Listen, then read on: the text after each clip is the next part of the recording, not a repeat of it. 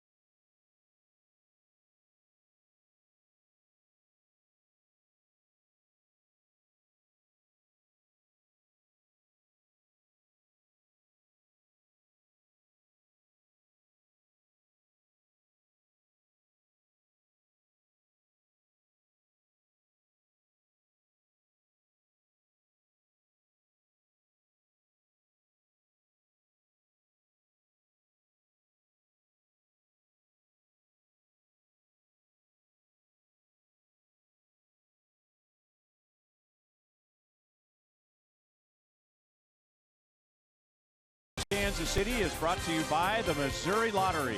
Every ticket played gives back to Missouri schools. So play it forward with the Missouri Lottery. And by Chevrolet, the most awarded and fastest growing brand the last 4 years overall. Find yours at your Kansas City area Chevy dealers. 79 degrees with a nice gentle breeze. It is a beautiful night in downtown Pittsburgh. Should be another good night to hit. We've been saying that a lot for the Royals lately in our Blows whole team together. Over the Royals' last 5 games, they've scored 6 or more runs, which is 2 shy of the Royals' record. Royals have hit .375 with runners in scoring position over their last 5 games. And we'll see if they can keep that up tonight. That's a good young pitcher and one of the hottest pitchers right now in the National League. Here's the Royals batting order tonight. That includes Alcides Escobar returning to the lineup, and Eric Skoglund will get his first Major League plate appearance. Jameson Tyonne. He's big. 6'5", 230 pounds. When we talk about hot hitters, right now he's a hot pitcher. That's exactly right. He's got it all. He's got the hard power fastball. He's got some nice breaking stuff, but recently they've had some success. Line drive rate versus non-fastballs. That's been pitches that you can hit him. So look up, look off speed. And you know what? He's physically tough, but he's more mentally tough than he is physically. We'll talk about it later.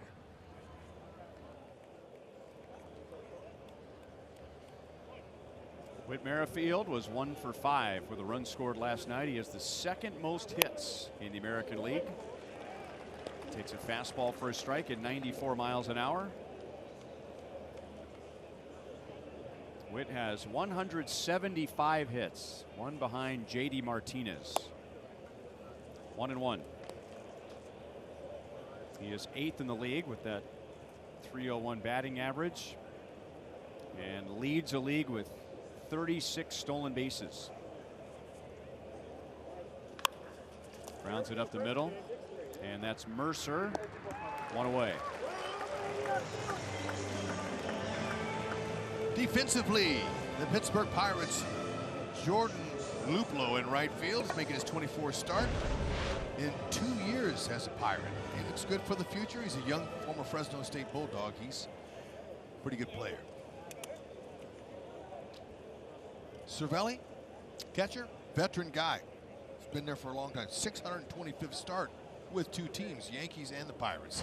He's got a good throw-out percentage of 36. He can nab the runners.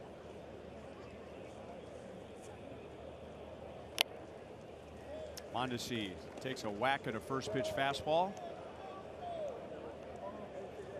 Like Merrifield, he had 1 hit and 1 run scored last night. He also had a sacrifice bunt, which actually was an attempt at a bunt hit. And now no balls and 2 strikes.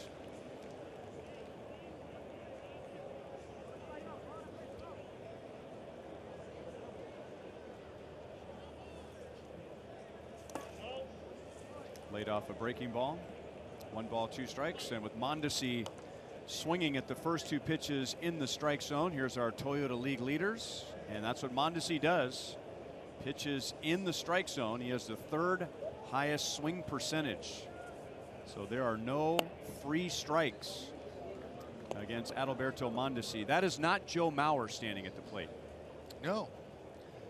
This young man here has a nice rounded game from both sides of the plate. Fouled back and out of play.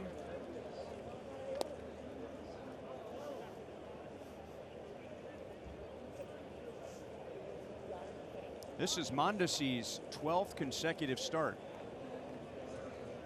Now that doesn't have Escobar worried about his consecutive games streak being broken, right.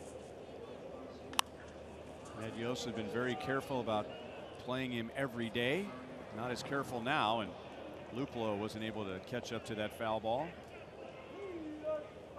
2-2.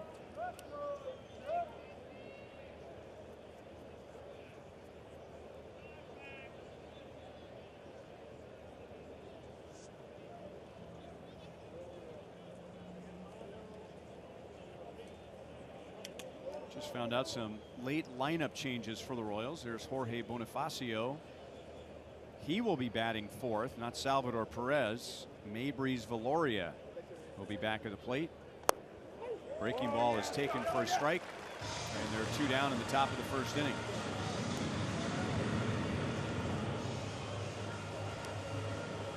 And here's Alex Gordon. He was on base 3 times last night. He drove in 2 more runs and scored a run.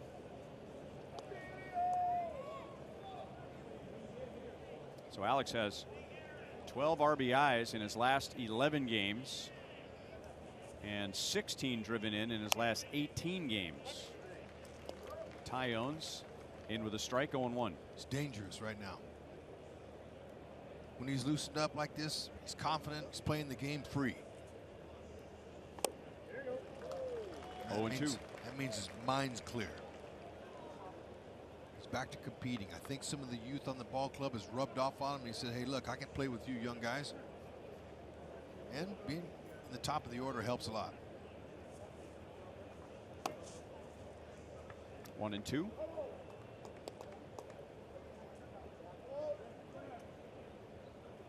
Specifically, over the last month, Alex has been squaring up right-hand pitchers at the highest rate in the major leagues. And there's another line drive that's into right center field. Reyes was shallow. And Alex checks into second base with a 2-out double. Ain't catching that one. That ball was laced. Jameson Tyonne, his fastball looks pretty straight so far in this first inning. I mean, there's not a whole lot of movement on that yellow trailer that trails that pitch in there to home plate. And so just look, stay short to the ball just like Alex is, and hopefully they'll score a bunch of runs tonight. 24th double. Beautiful.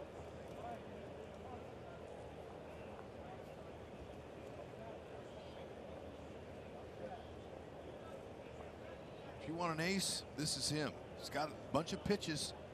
That curveball, that's the one that's been hit lately. It's to 205 average. Look at that slider. It's pretty nice at 90. He's definitely their ace. It reminds a lot of a Doug Drabek back in the days in the early 90s for Pittsburgh when they had an ace here like him. He's been homegrown and developed since high school. 95. And it's 0-2 on Bonifacio. He drove in a run last night with a sacrifice fly.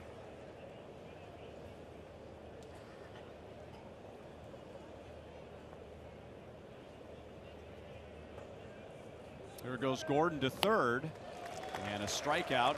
Tyonne strikes out 2 in the first inning, and he works around Gordon's double. Eric Skoglund takes the mound for the Royals tonight.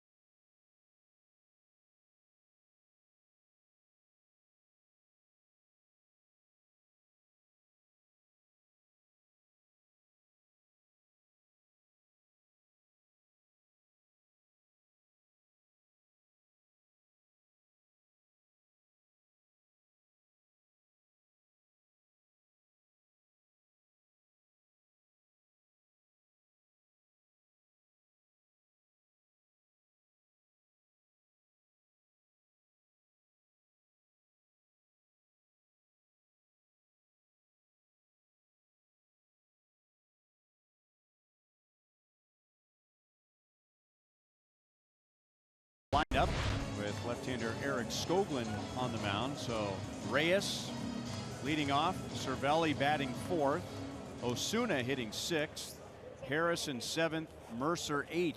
All were not in the starting lineup last night against Brad Keller. And that's how they're lined up against Eric Skoglund, who makes his 12th appearance and 11th start. Skogie, mix him up, get some early count outs, keep the pitch count down. But if a Pittsburgh Pirate gets in scoring position, it's going to have to make his big pitch. Yeah. Opponent average on runners in scoring position, that's too high. And he's facing a Pittsburgh Pirates team that's second best in the National League in that department, hitting 270 with a runner in scoring position. So, if he wants to win tonight, he's going to have to execute when it counts.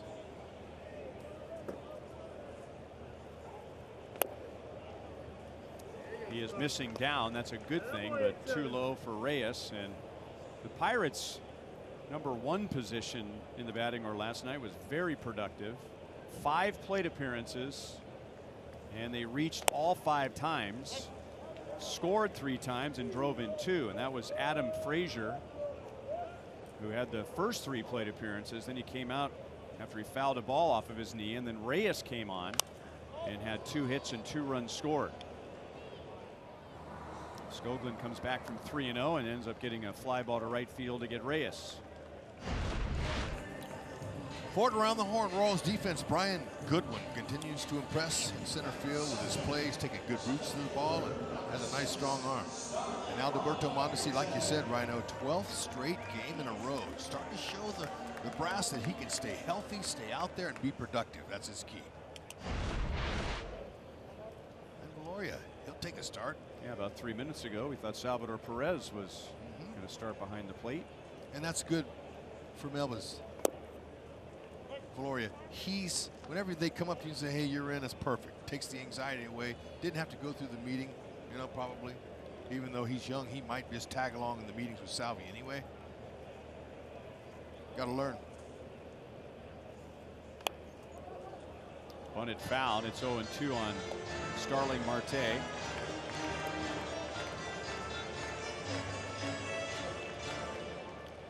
He is still 1 home run shy of becoming the 3rd Pirate, with 20 home runs and 30 stolen bases in a season.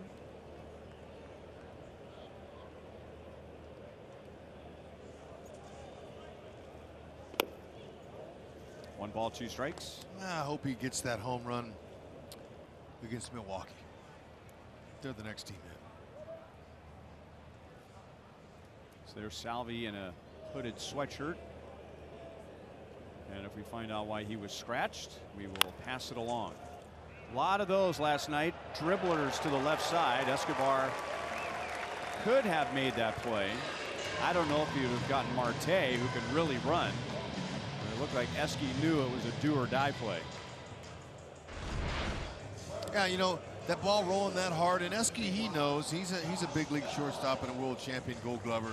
But as it's rolling that hard, your chances are higher percentage-wise to glove it and then go. But he knows.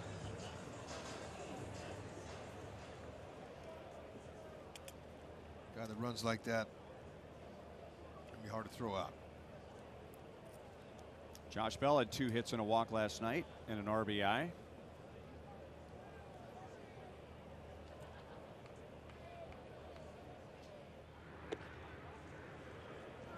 Bell's RBI last night was his 15th against the American League this year, and the Pirates have the best record in the National League in interleague play.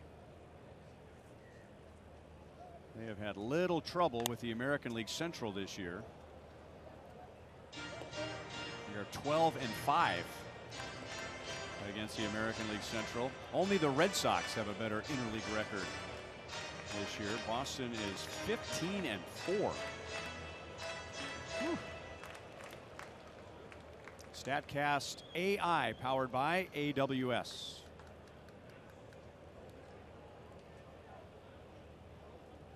Put him in the lane, roll him up. Going on first movement, O'Hearn down to Merrifield, and it appeared to be a little late, but second base umpire Carlos Torres says that Witt applied the tag in time, and Marte is caught stealing. Mabry's Valoria, he's 1 for 3, and he does a good job of throwing guys out from behind the plate, but he didn't. Skokie got him. Like how O'Hearn stepped up right away. When he caught that ball, he stepped up to clear a good throwing lane for him to get it to Merrifield. A good throw. It's not easy. Make sure you put that throw right by the bag on a speedy runner. He'll beat it. Home plate umpire Scott Berry walked over to the Pirates dugout as they were taking a long look at that play at second base, and Clint Hurdle says no challenge. So 2 down, and it's 0-1 on Bell.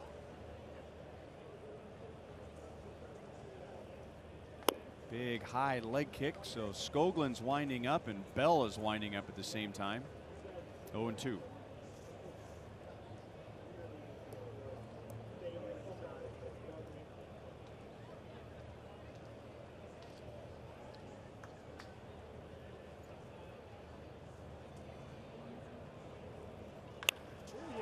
That pitch was way in on him, and that is a line drive fair off the short wall.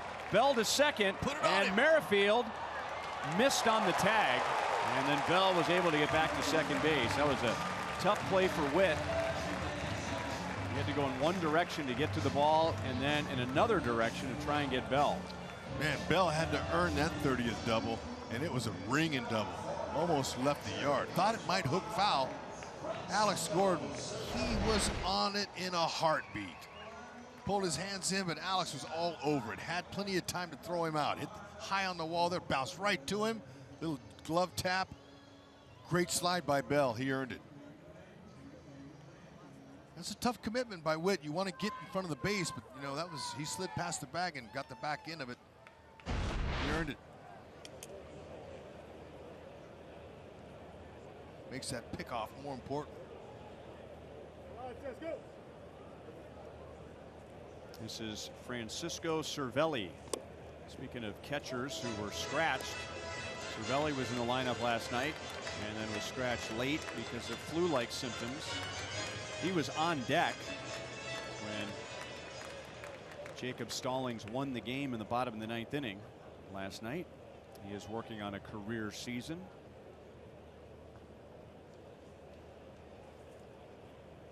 Cervelli has career highs in home runs, RBIs, and on base percentage.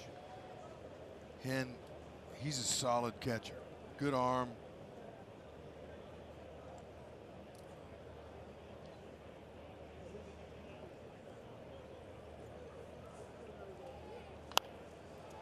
Let's take a look at that play that O'Hearn made at first base. This is important. Saved a run. Watch him come up to the ball now. Once he catches it, here he goes. See, he's coming to you. O'Hearn's coming to you, and he's doing that to get out of the running lane of the base stealer, Marte. That's a good job right there. That's not an easy play. We've seen Eric Hosmer over the years do that with just flinging it. I mean, he had such a strong, easy throwing stroke. O'Hearn isn't possessed with a great throwing arm. He's going to have to work his feet. He's going to have to really work at it to be good. And he's willing to do it. Go along with that bat. Need a place for him to play. 3-1 on Cervelli. All right. Skoglund, make the pitch here when it counts. That's the key for him today. Pirates are good in this area. 2 outs. Make a pitch, pop him up.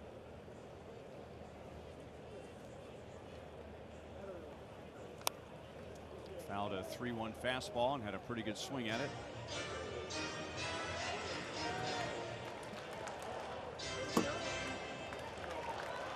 Cervelli has been on the disabled list twice this year because of a concussion, and 4 times in the last 2 years because of a concussion. It was pretty impressive that he has some career highs because he hasn't had a full season. Tough position back there. Foul tips.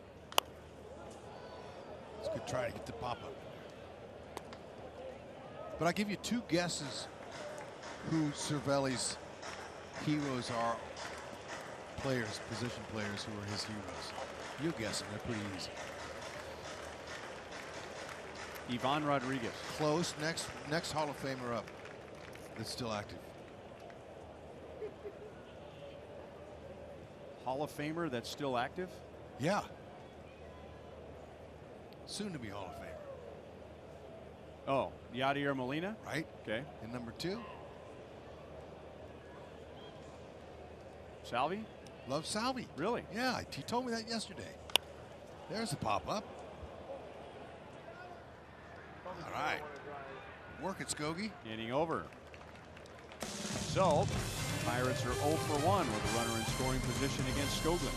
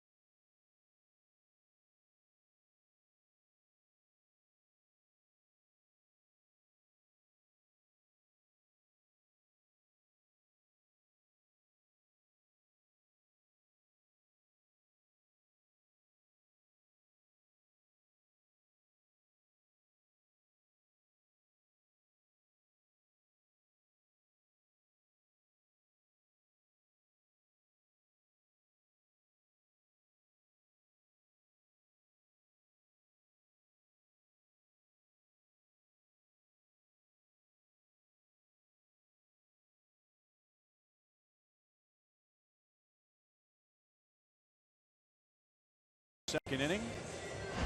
Ryan last night had 2 more extra base hits, 2 more RBIs. And in our Kubota Power Stats, now a Royals record 21 extra base hits in his first 36 Major League games. You know what's interesting about Ryan? He hit 15 home runs as a senior in high school. And then when he went to college, they played in a big ballpark. And they made him a number 2 hitter. And his college coach wanted him to be a line drive hitter. Hit the ball the other way, move runners, hit and run. Ryan was tall, but he hadn't filled out like he has now. So this is a guy not long ago who had a coach that just wanted him to spray the ball all over the field. Started hitting home runs later in his college career. And then when the Royals signed him, he went to Idaho Falls. And I've never been there, but apparently in right field across the street, there's a little house. Okay. Beyond the right field wall. Fly ball to right field, and Reyes is there. The Royals saw something different in Ryan O'Hearn, and they told Ryan, you see that little house over there in right field? We want you to try and hit that house as many times as you can. That's a good idea. And he did, but he said that he appreciates the time that he had in college learning to spray the ball around because it's made him a complete hitter. Yeah. And so now we're seeing the result here. We're seeing power, and we're seeing the ability to hit to all fields. I like the story. I'm going to have to ask him if he broke any of the windows in that house. And then get the Royals to pick up the tab. I don't know if it was a reachable target, okay, but it was a target nonetheless.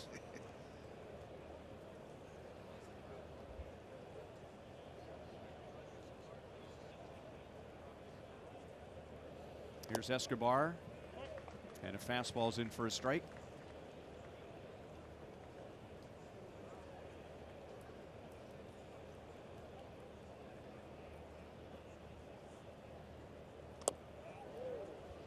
That's a swing, and it's 0-2.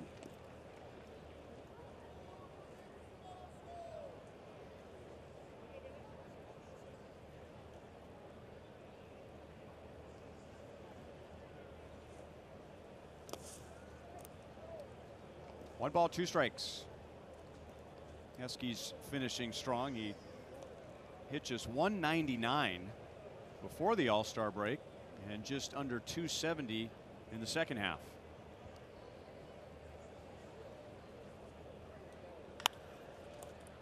On the ground to second. That's Harrison. And they're 2 down.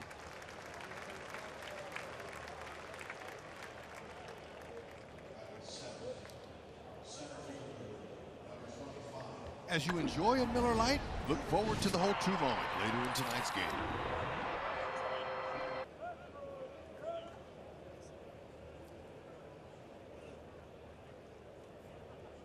And here's Brian Goodwin, 240 overall.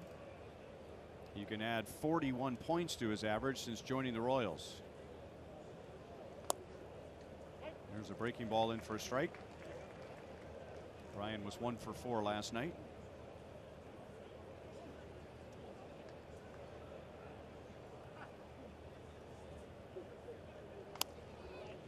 One and one.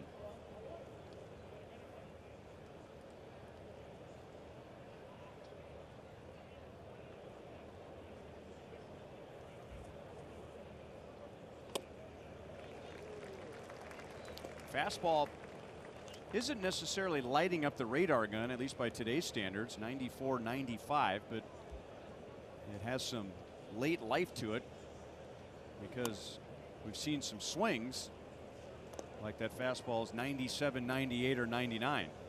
Yeah, you know, you like the 6'5", 230 frame of any pitcher, but what you like there is the repeatable delivery. Look at him. He's very smooth for a big man. He looks good. You know, he's strong, so he's a starting pitcher and an ace, a potential ace. Give him a little bit more time, and he can hopefully not have to go through any more adversity, and he's going to become a real good pitcher. He's already good, but I mean, real good, the elite. That's a good walk for Goodwin.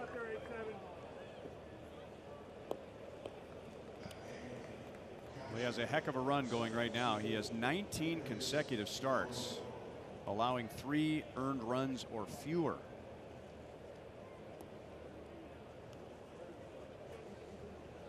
Royals are going to have to put some frenzy hitting on him if they want to go over the 3.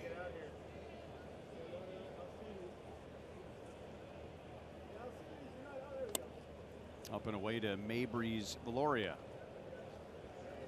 Just found out from Royals Vice President Mike Swanson that Salvador Perez was scratched because of an aggravated left thumb. A re-aggravated left thumb.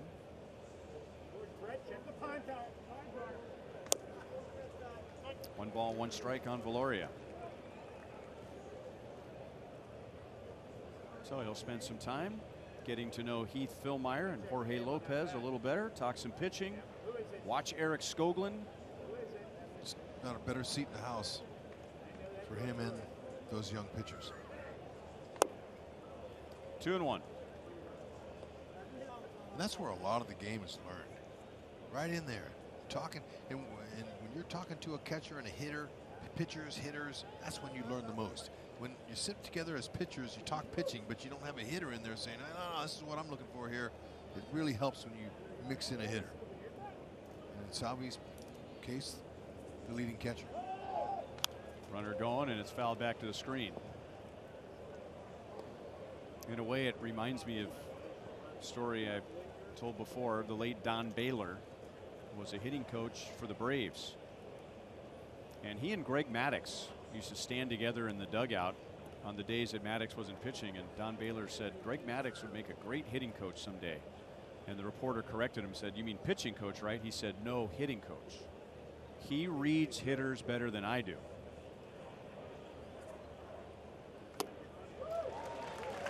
Tyonne has struck out 3 in 2 scoreless innings. No score in Pittsburgh.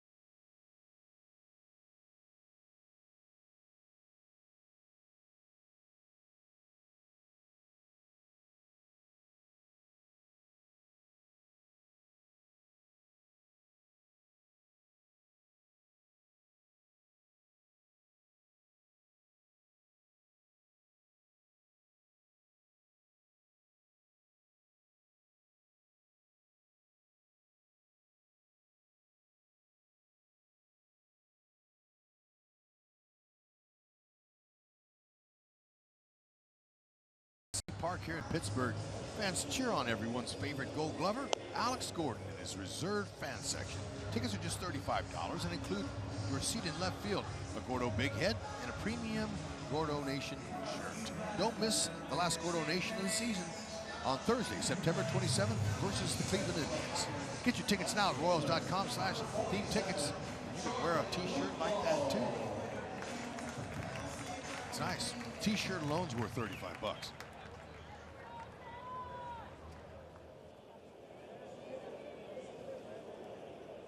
Jordan Luplow leads off against Eric Skoglund. Got the call on the low strike. Pirates had 2 hits, including a double against Skoglund in the first inning, but Starling Marte was picked off and caught stealing.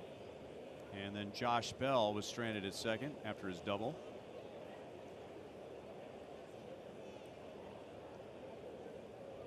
Luplow was 0 for 5 last night.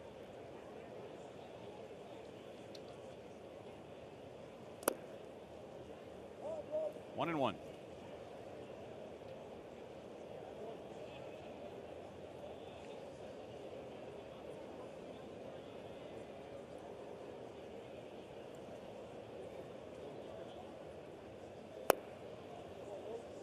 Two balls, one strike.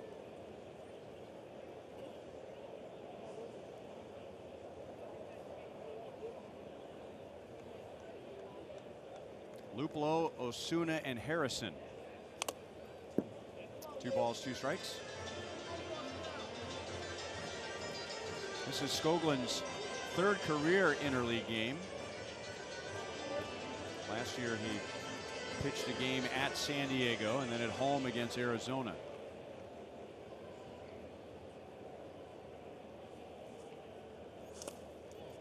Full count. He's working the ball down. That was his key last time he towed the slab against the White Sox. That is not typical for a pitcher, to be better behind in the count and worse ahead in the count.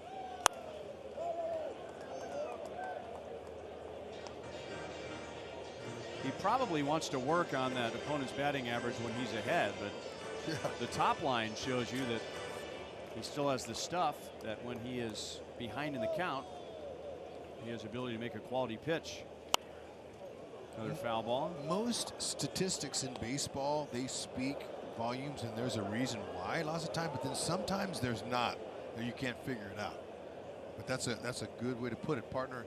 He's got to be able to mix them all. There's no doubt about it. Keep him off balance. I like what Monty was saying in the pregame show. Skoglund wants it, and out at first base. He's a good athlete too. Did you see that? That was not an easy play. He's got to be able to clear a good throwing lane for him too. Watch him spin. Gloves, make sure of it. Didn't panic, because it's easy to miss the grip in a situation like that. Good job, good composure. Helping himself. Anyway, Monty was talking about pitching backwards, and what that means is when he's ahead in the count, throw off-speed pitches. And when he's behind in the count, throw the heaters and just keep him off balance, mix him.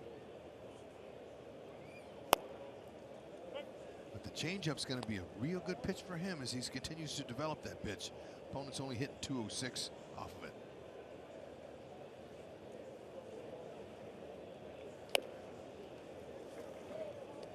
He got that ground out from Luplow with his changeup, which he's throwing a lot more this year.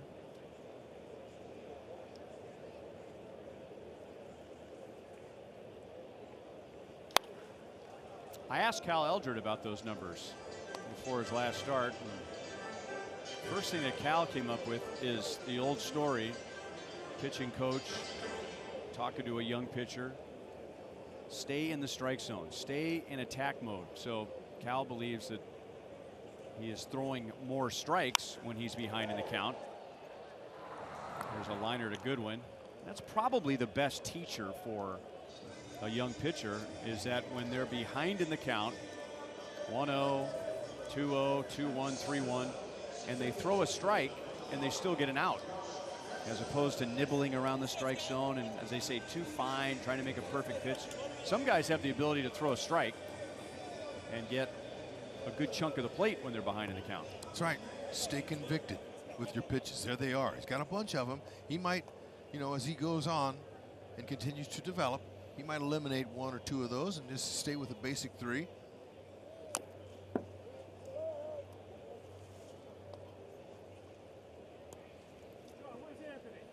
Josh Harrison. He's had a hamstring problem, so this is just his 4th game this month. Batting at .255.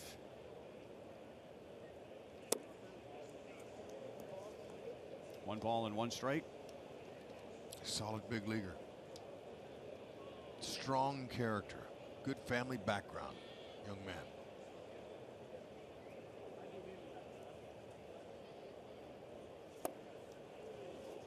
One ball, 2 strikes. He's had some injury issues this year, including a broken hand. When he has played, though, he's better with men on base than in this situation here, coming up with nobody on.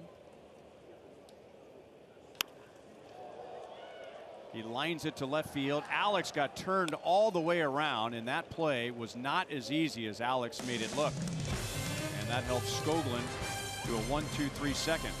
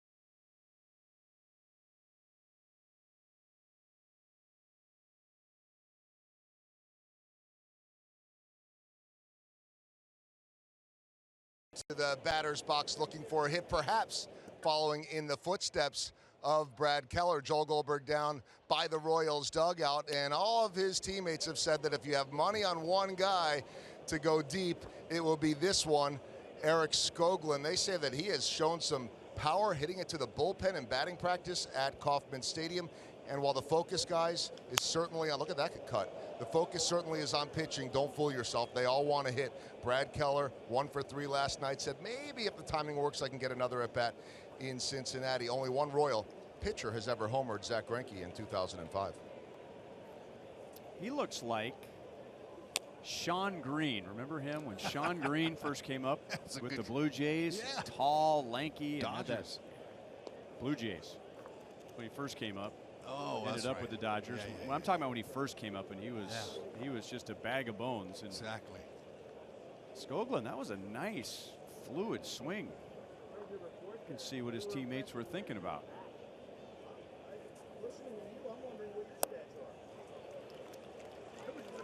That's a 3-pitch strikeout for Tyonne, and that is his 4th. Uncle Charlie comes in. That's a little different situation. Now, last night, this was, watch how he gets out of the box. Okay, he just kind of just said, oh, okay, well, I talked to him today about that, and I said, man, you got me excited. I yelled, run, because I thought he was going to throw you out. Now watch him kick it in. He's going to kick it in right here. He goes, hey, he might throw me out. I better keep going. So, but they had Luplo, had he come up out of that in right field and ready to throw him out, he would have gotten him. I said, talk to Ian Kennedy, who earlier this year almost got thrown out at first base on a base hit. Got to run that ball out, especially when you hit it hard to the right fielder.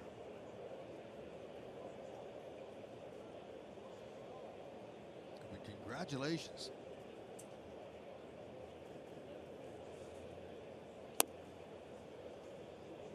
Two and one on Witt. He grounded out to short in the first inning.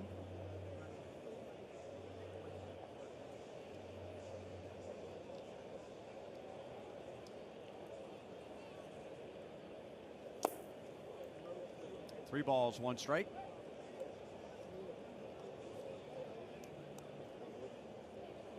Here's Bill and Kissy, Merrifield.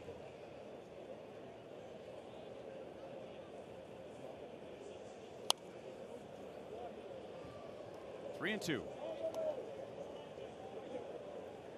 Grandpa, you know how Grandpa drives his car? He's coming to the K, last homestand.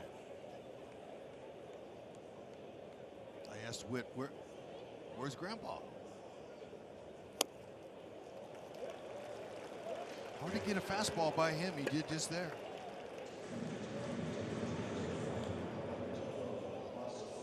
Well, Tyonne has been doing a lot of that lately in our Kia Drive to Success. In his previous 5 starts, he is 5-0. 2.03 ERA.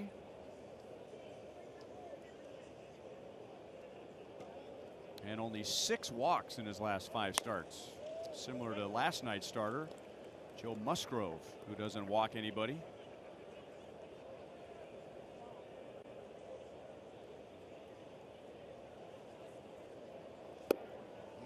Oh, 0-2 on Mondesi. He's got stuff. Very simple delivery. We talked about it in the first when we saw him for the first time. Watch him, little small step back.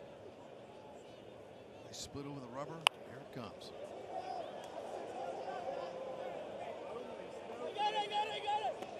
And Cervelli bobbled it and caught it. He was camped underneath it, and Osuna came in from third and was yelling, I got it, I got it. But Cervelli wanted it. Almost decked his third baseman, and that's the inning.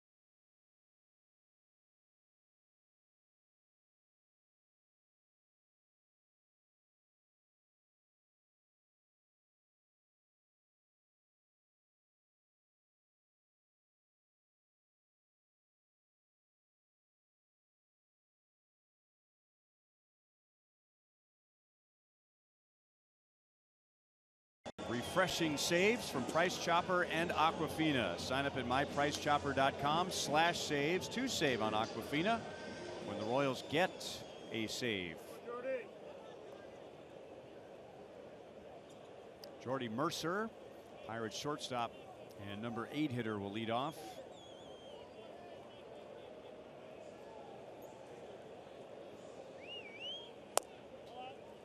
Skogland's outside, ball one.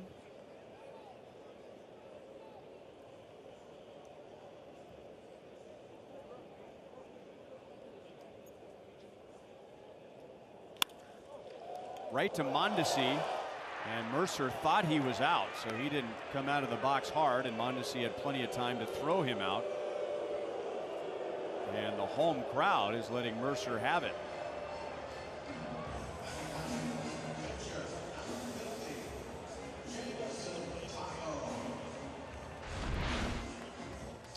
Now, he hit this right on the screws, and you know that's going to be the reaction of a lot of hitters.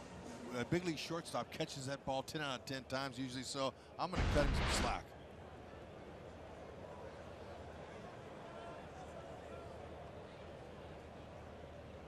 Even though they won last night, Pirates had some hustling issues. In particular, Corey Dickerson, a couple of occasions. Tyonne hits it well to right field, but Bonifacio fades back. 2 outs.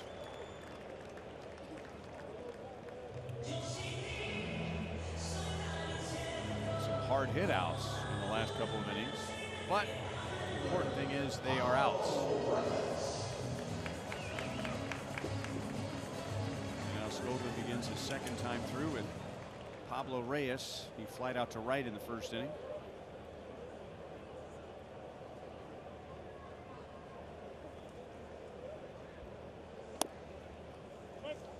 Strike down in the strike zone. 0-1.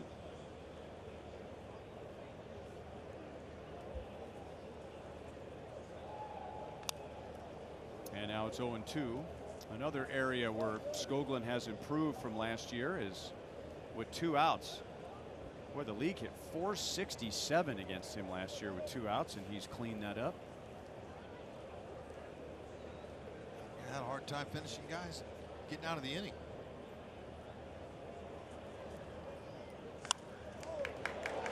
Not in this inning.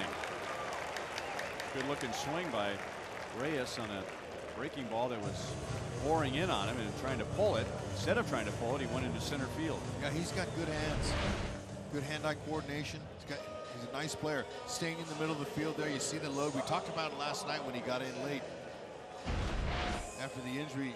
He has a good chance to make this ball club next year. Plays a lot of different spots, has good speed.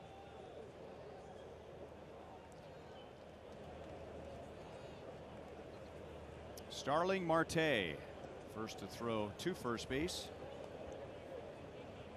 Marte had an infield single, and then he took off on first movement on Skoglund, who threw to first. O'Hearn threw down to second for the caught stealing.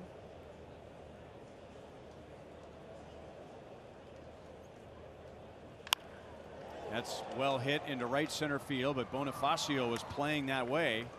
So hard hit outs, but another scoreless inning for Skoglund.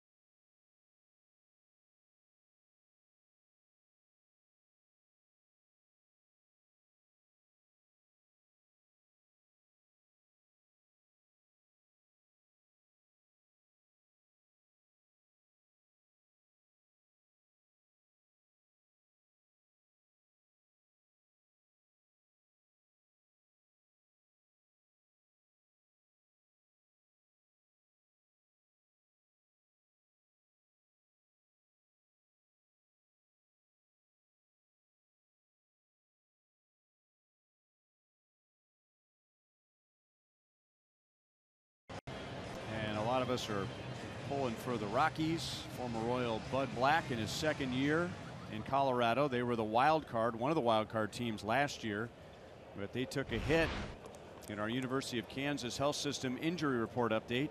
Trevor Story is having a great year. Already has over 30 home runs and 102 RBIs. Injured his right elbow, the ulnar collateral ligament, which requires the Tommy John transplant surgery. And Trevor Story came out of the game last night in the middle of an at-bat after a swing and miss. So they're trying to determine whether he can make it through the rest of the season. The extent of the injury, is it a sprain, is it a tear, is it a big tear, is it a little tear, is it repairable?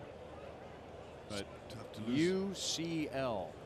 Yikes. You lose a guy that scored 81 runs for your team, 40 doubles, 102 ribbies. You can't replace it. 6 strikeouts for Jameson Tyonne. One down in the 4th inning. Missouri Lottery replay will show you exactly how Tyonne gets a lot of hitters out above the strike zone. He gets them looking for that breaking ball. Remember, that's the key. He's been hit on pretty hard, his breaking pitches, but he's not giving up a lot of runs. Good stuff. Knew it would be a tough matchup for the Royals tonight, but they've been beating some pretty good pitchers at home. And you mentioned how mentally tough he is, and he has experienced a little bit of everything since becoming a professional. Tyonne was the Pirates' first-round pick in 2010 out of high school near Houston. He had Tommy John surgery in 2014. He had hernia surgery in 2015. He was hit in the back of the head by a line drive in 2016. And then he had surgery for cancer in 2017. Wow. That's his 7th strikeout in 3 2/3 innings. Oh, man, that's incredible to go through one of those things, let alone all of them. He's breaking stuff. He's putting it where he wants to tonight. Throwing strikes with it. Yeah, that's adversity that a lot of players never sniff. I mean, how many players do you read about that beats cancer in their playing days? You don't hear of that many times. And gosh, no wonder. What does he have to lose? He has everything to gain. Makes him strong and tough. O'Hearn flied out to right field in the 2nd inning. And you know, one of his quotes I like from Tyonne last year. He said, "I'm a nice person and I always try to be good to people and treat everyone with respect." But he think that hurt him when he was on the mound. He says, in the past, I didn't have a mean streak in me. I was too nice. And look, if you're that big, 6'5", and throw a fastball like that, it'd be pretty easy to be a little nasty, wouldn't it? A little mentality, a little bit of breathing fire like Kevin Apier used to do. He's right. You're competing. It's body language. Be a nice guy off the field.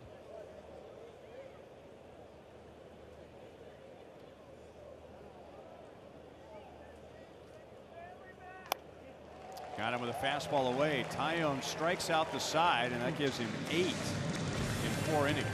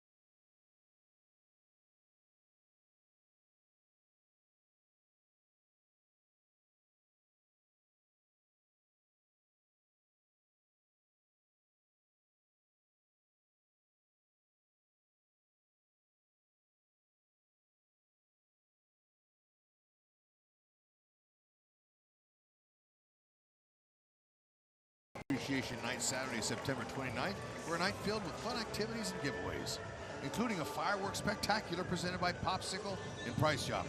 After the game, the first 15,000 fans through the gates will receive a 50th season logo hooded sweatshirt, courtesy of Academy Sports and Outdoors. Head to Royals.com to buy your tickets. They are not giving away $50,000. Think of the crowd we'd have, though. That might be a draw. You talk about fan appreciation. Yeah, my slips, excuse me.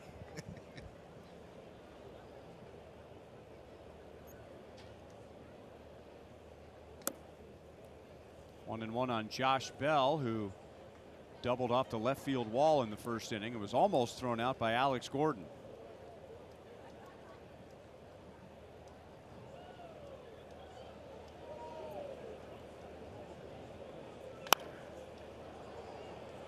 Had a play off to the right field side.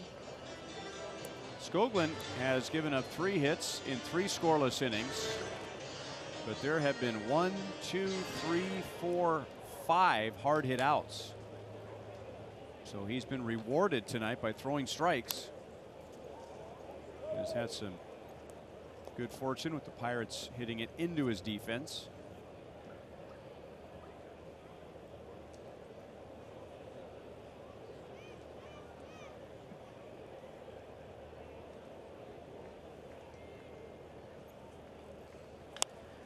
Had him reaching. Good changeup. That's Goodwin out in center field for the first out. And we opened tonight talking about the Royals trying to find ways to play better on the road. And Erik Skoglund tonight is going for his first win on the road. With a rather high ERA. Yep, part of the evolution of a young pitcher learning his way, learning with the ropes. It's not easy.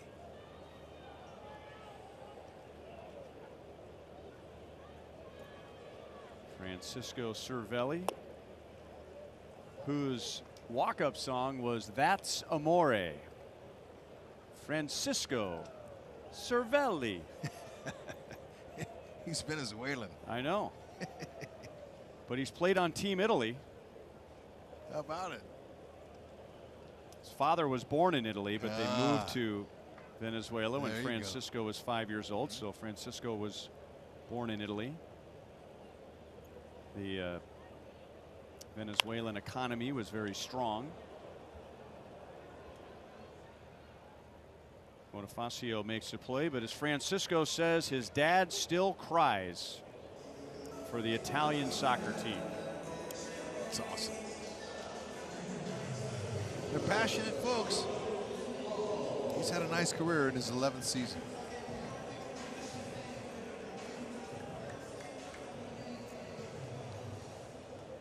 On Wednesday against Chicago, Erik Skoglund was a ground ball pitcher.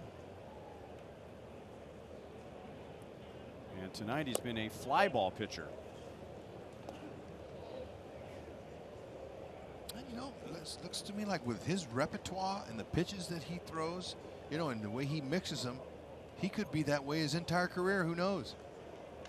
Not just one set guy. Oh, this guy's a fly ball pitcher, but there's a pop up there should be caught. Nice. All 3 outs are in the air in a scoreless bottom of the 4th.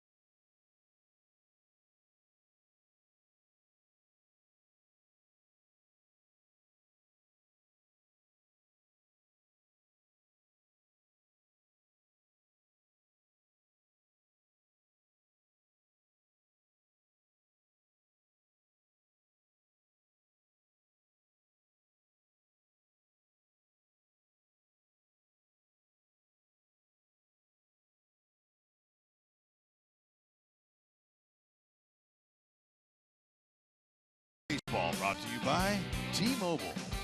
Jameson Tyonne. Man, is he a beast. Wow.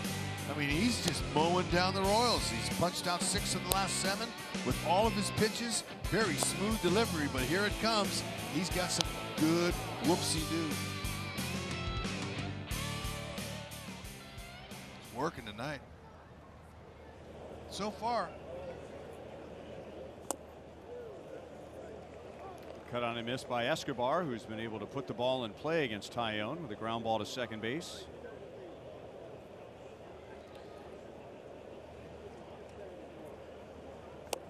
You know, that you mentioned some of the adversity he's gone through, Tyonne.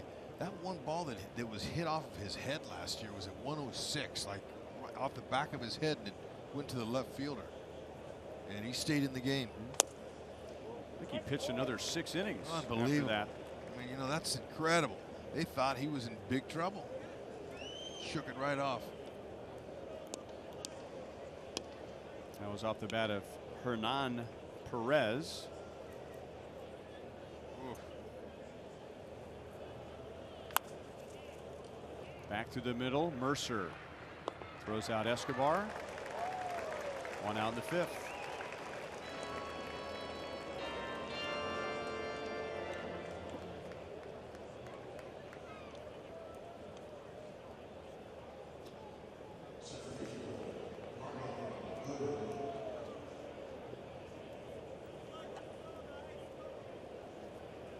Goodwin walked in the second inning. Royals have had 2 base runners. Alex Gordon doubled in the first. Goodwin walked in the second.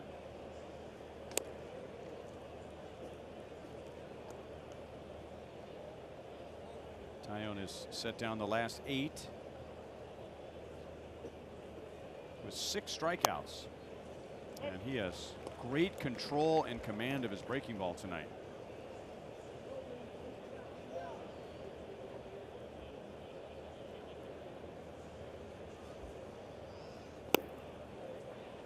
Two balls, 1 strike.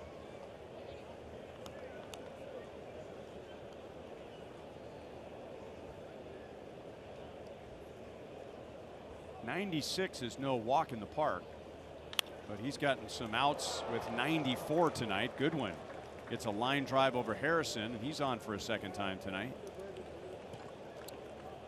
Squared that one up. Too bad he didn't get underneath that. About another quarter of an inch.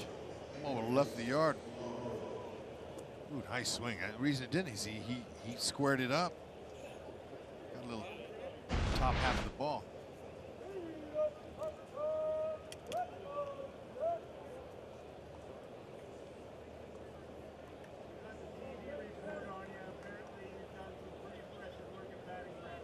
So it's Mabry's Valoria with a runner at first and 1 out.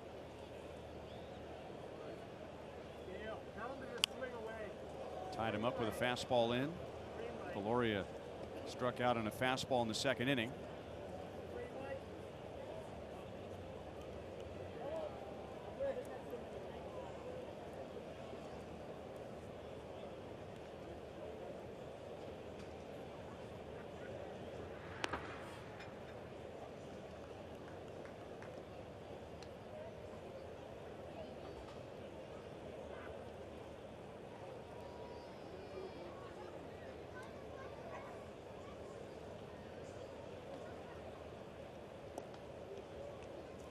Goodwin hasn't ripped off a base yet for the Royals. I don't know if he's interested in going, although he went last time he was out there. Contact was made.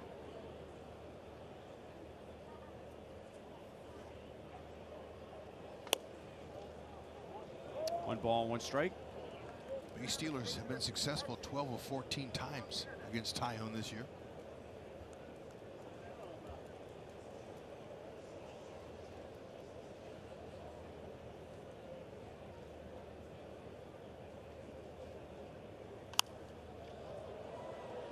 One and 2. The Royals still lead the major leagues in stolen bases since the All-Star break with 55, and that's 4 more than the next closest team.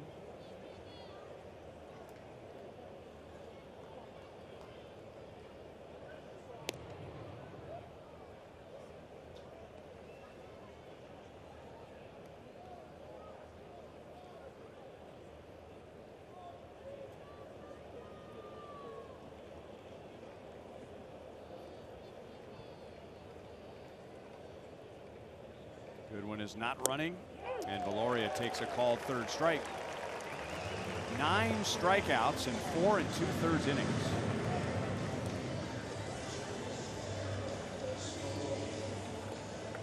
You can enjoy $5 tickets with Price Chopper ballpark deals. Available now exclusively through the ballpark app. Get a $5 ticket for the Friday, September 28th Royals-Indians game. For more information, visit royals.com/ballpark-deal.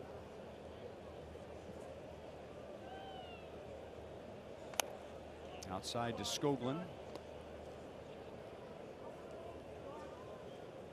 He swung and missed at a slider and struck out in the 3rd inning.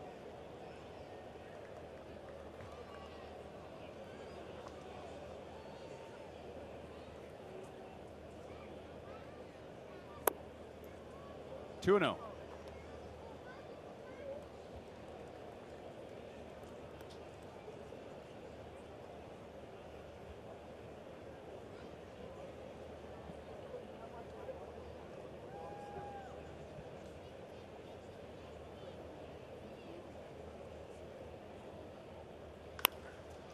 A shot to third that's knocked down by Osuna, and he's got plenty of time to throw out Skoglund.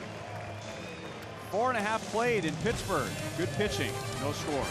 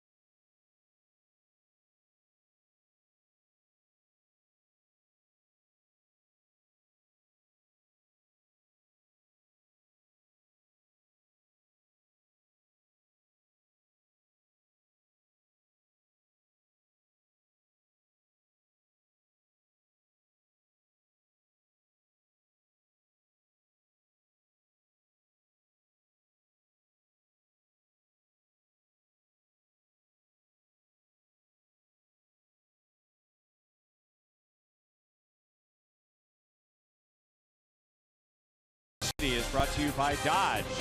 Hurry to your Dodge dealer today and clean up big with great deals during the Dodge Fall Cleanup event. No score. Both pitchers have set down 10 of the last 11.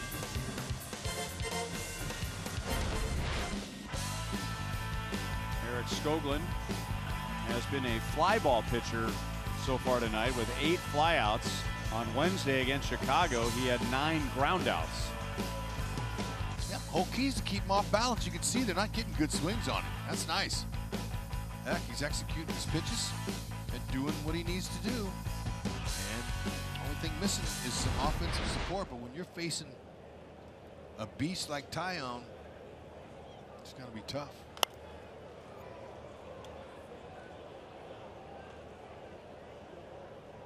Look out. Person almost ran right into that. Yeah, I think that fella figured he didn't want anything to do with that foul ball. No need, you know, to be a hero and be afraid to look. He for took it. off. Pick it up.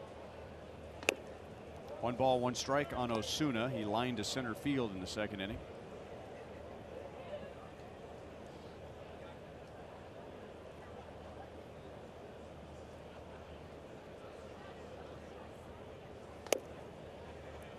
1-2. Osuna, he's a big guy. 6'3", 240. Good hands and strong. First baseman, third baseman.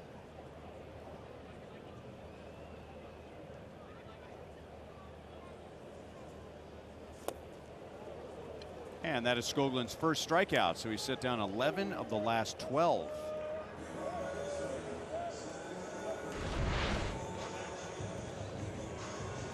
Okay, there it was, breaking ball down out of the strike zone to a aggressive hitter.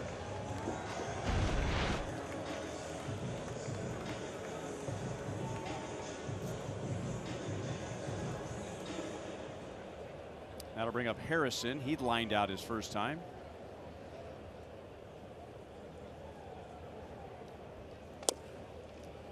Fastball over the inside edge. Keeping it down.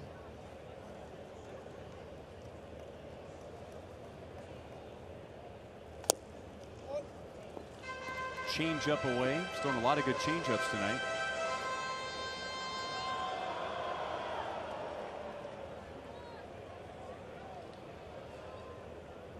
Okay, 0-2, you'd expect a breaking ball. Yeah, there you go. See, he is pitching backwards. Hitter, that's what he's thinking. And that was a nice elevated pitch. You don't want to leave anything too good 0-2. He really hasn't had a long inning yet. 1 ball and 2 strikes.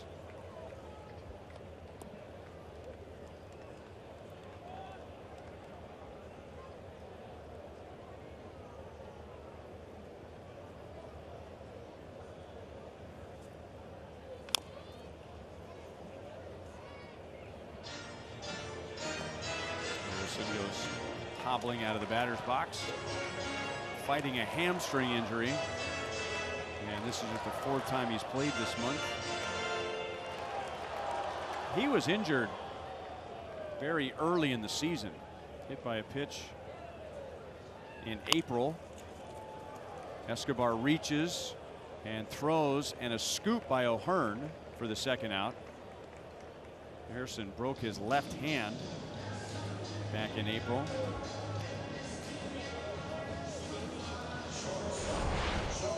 Okay, Escobar got to range a little bit to his left here.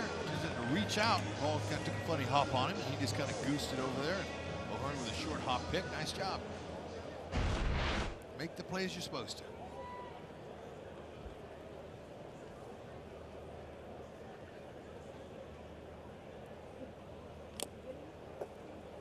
Oh, 0-1 on Jordy Mercer. Just got an alert. We were talking about Rockies shortstop Trevor Story. Only right elbow inflammation, no ligament damage. And he's expected back in a few days. That's good news for the Rockies. Hallelujah. Man, the reports were going wild today. He's having Tommy John. He's, you know, well, that's great news. Oh, man, Blackie. Way to go, Bud Black. Low, I guess. 2-1.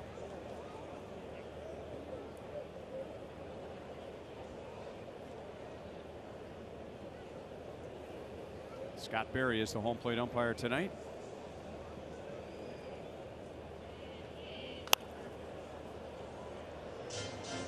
Two and 2.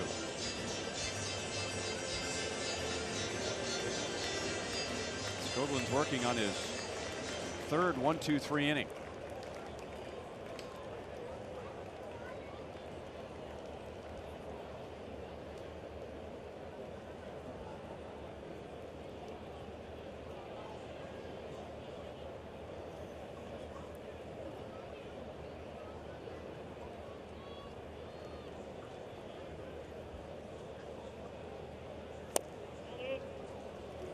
And now a little bit tight. 3-2. The pitcher on deck. Skoglund with the last couple pitches has put it right where he wanted to. And according to the grid, that was inside. Yeah, Valoria, you know, doing a nice job back there. I like how he's real small. Looks small back there. Good job. Eric Skoglund has struck out 2. He has set down 13 of the last 14 Pirates.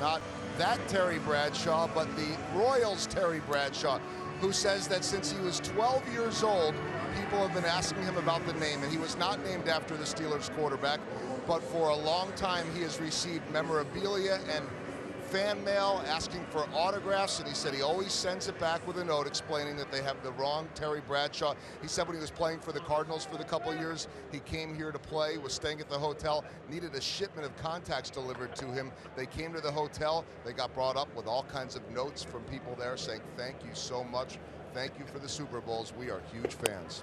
I thought you were going to say they arrived by police escort. That was a great interview you had with him, Goldie. Way to go. That was interesting. He was so honest and fun, and telling him, heck, wasn't named after Terry Bradshaw, it just happened, but he's rolled with it and had a good attitude.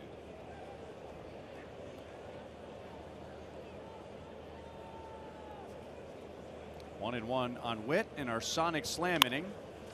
Bounce back to Tyonne, and it might take a home run to beat him because he doesn't look like he's going to give up a string of hits tonight.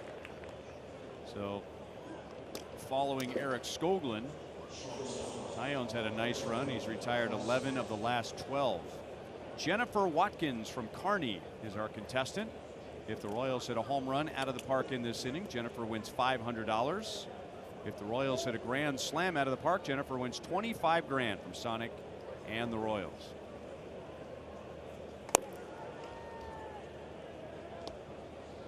Jennifer, I don't know if I like your chances, but with Mondesi up here, the top of the order, you just never know in baseball. He can catch one easy. Gordon coming up. So do you like her chances or you don't like her chances? I really don't like her chances, but it's baseball. We don't know. None of us can tell what's going to happen pitch to pitch. You mean you don't know what's going to happen right now? No, I'd like to see Monty barrel one for her. But I thought you knew what was going to happen.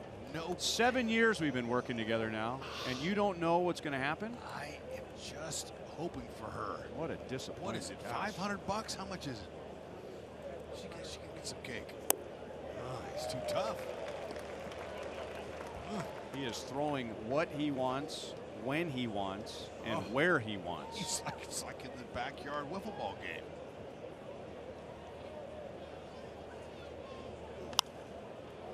Well, in between innings we were talking, when you're drafted in between Bryce Harper and Machado, second pick overall in the draft in 2010, that's pretty good out of high school. You take a chance on a high schooler, they don't always hit. All three of those guys are high schoolers. Crazy. But Neil Huntington did a nice job. He researched, liked his makeup. They knew he was a good guy. He liked people. He was, he had good mechanics. They liked him. They thought he had a chance to be a top of the line rotation starter. Ding, ding, ding.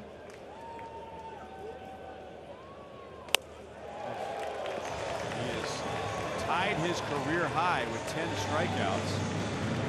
But tonight he's done it in 5 2/3 innings. That up there, you're not going to touch it.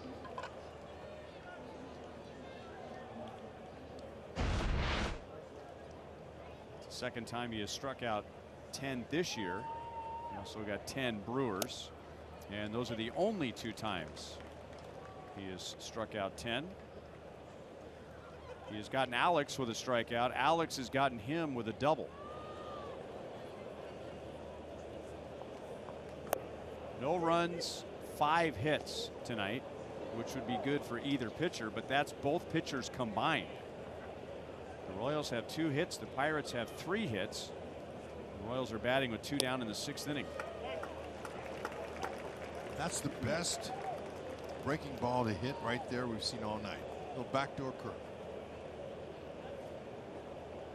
Does he go back with it, or does he come in with the high heater?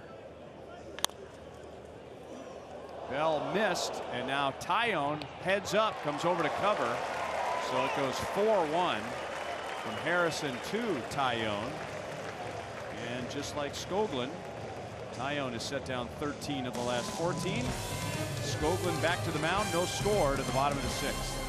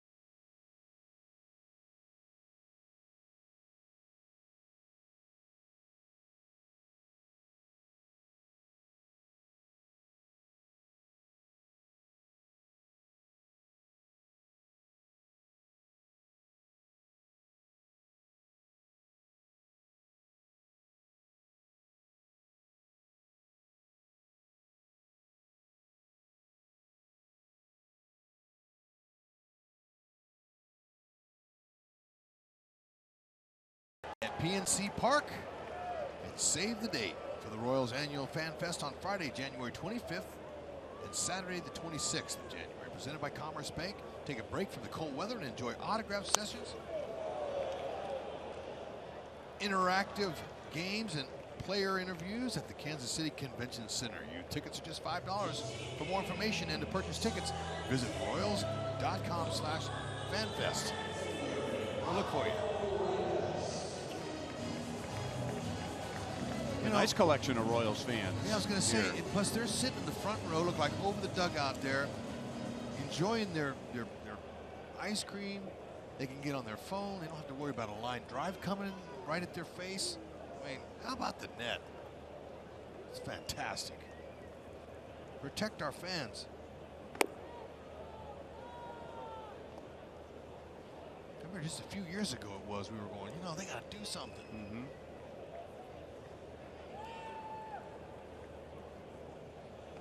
A lot of teams are going beyond the dugouts now. Taking it on down the line. I love it. And there hasn't been a whole lot of backlash from the fans.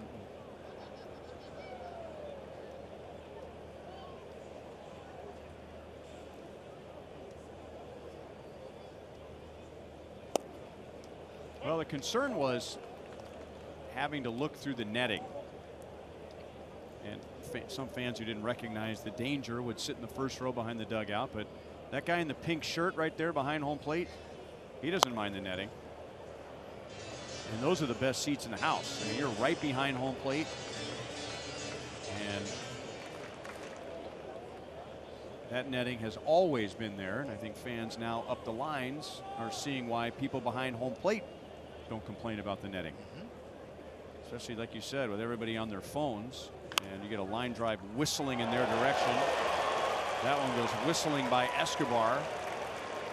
And Reyes is on for the second time. That's an error on Esky. Tough play, really. I mean, that ball was in between hop, and Esky took a stab at it. Tough play. Let's see if he moved his feet here. 1, 2 hop. Yeah, kind of took a bad hop on him, looked like to me.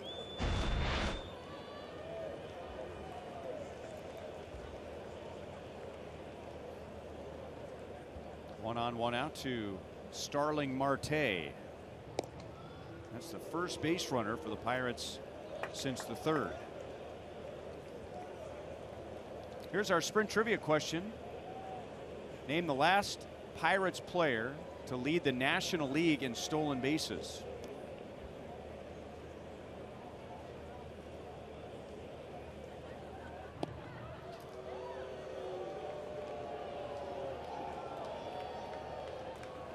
Marte is 7th in the National League, or second. 7 stolen bases behind the leader, but second in the National League. Trey Turner of the Nationals leads the league. So who was the last to actually lead the league? We know when the last Royal led the league. That's a good question. They were struggling for a question earlier today. I know that. They came up with a good one. I have a couple names, but that's from the past, though. Well, it's better than names from the future. No, I mean from the way past, like Johnny Ray. Okay. How about Omar Moreno? Okay. A couple of guys. You never know. Maybe it goes way back. Okay. Well, that's what I'm saying.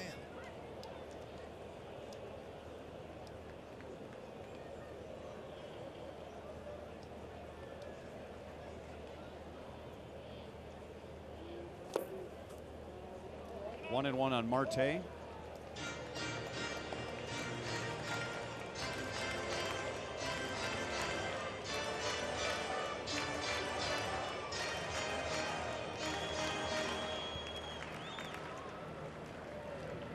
Skoglund threw just 67 pitches in his previous start. So even though his pitch count is low tonight, Brandon Mauer's getting ready to go. And Skoglund, speaking of Trevor Story's UCL ligament, Skoglund was out for a long time with the same injury. Sprained, thankfully, not torn. So the Royals are still going to be careful with his pitch count in the last couple of weeks.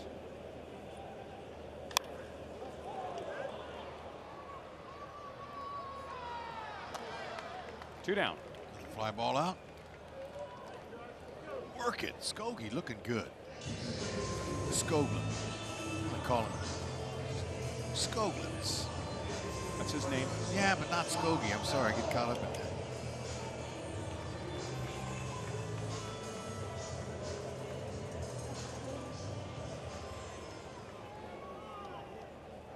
Did a young Barry Bonds ever lead the league in stolen bases? Sure he did. Good guess. I have a feeling it's been not that long ago, though, and I can't think. You think it's not that long ago, but you can't think. That's the Yogiism right there, probably. Yeah, I've been accused of that. Yep. Times. There was a little breeze in my face after you said that, and I think that was from Yogi. Okay. It was a message from heaven. He liked that. You know, I love him. Who doesn't? Or who didn't?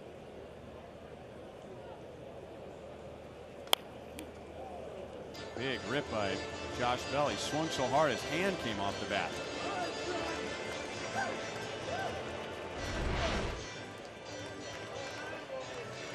Ooh.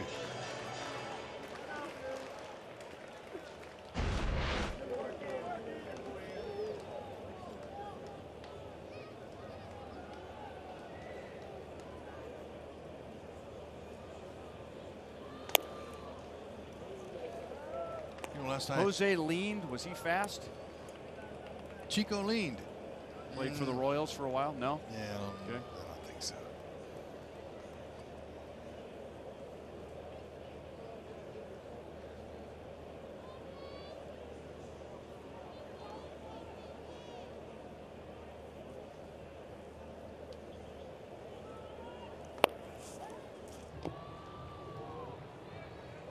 Reyes is back in time.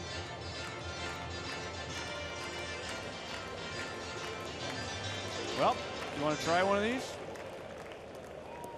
Johnny Ray, Omar Moreno, Barry Bonds. I think just try Bonds before those other two. They were before Barry Bonds. Yeah.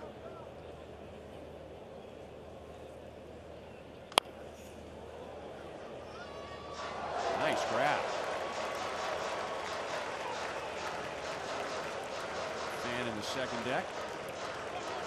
Two-hand, bare hand grab.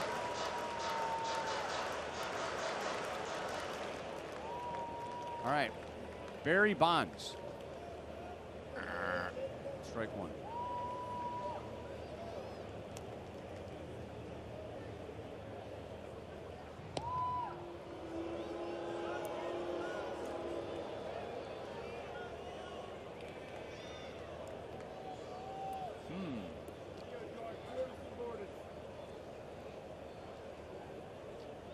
What about Jack Wilson? Remember him? Hey, Little shortstop. that's a good call.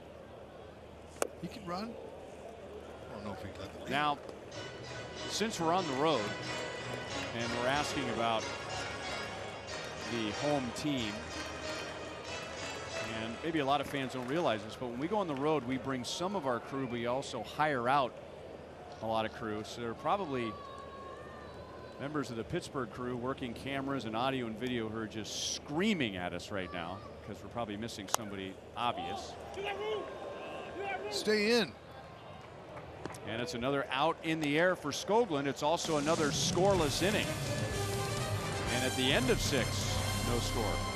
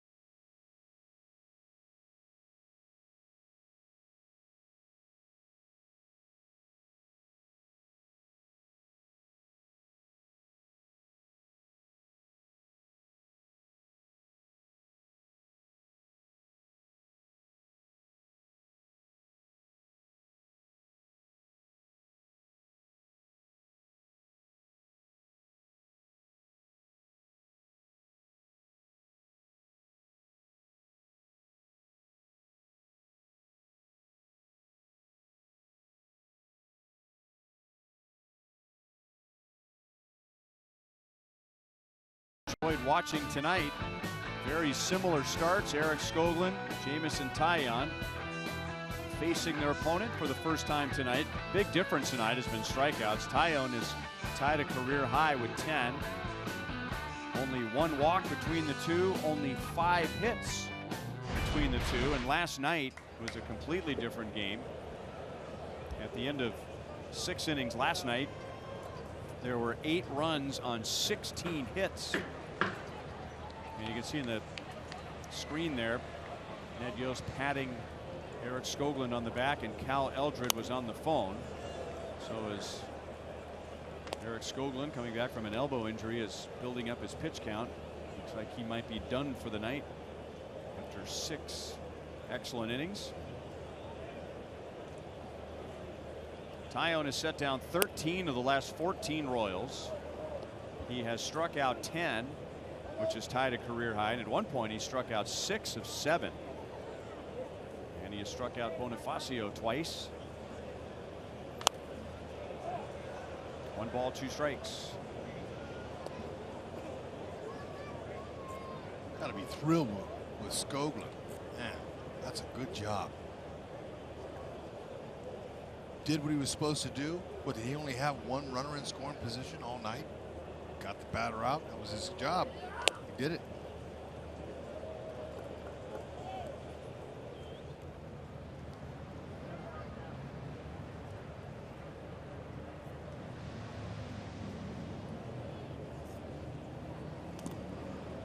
Three and 2. Bonifacio, O'Hearn, and Escobar. None of whom have a base hit against Tyonne tonight. But the Royals have only had 3 base runners. Gordon doubled in the first. Goodwin walked in the second. And then Goodwin singled in the 5th. That's a career high 11 strikeouts for Jameson Tyonne. Those guys are staying busy up there. Ooh, look at the changeup, man. That was nice. Not if you're a hitter.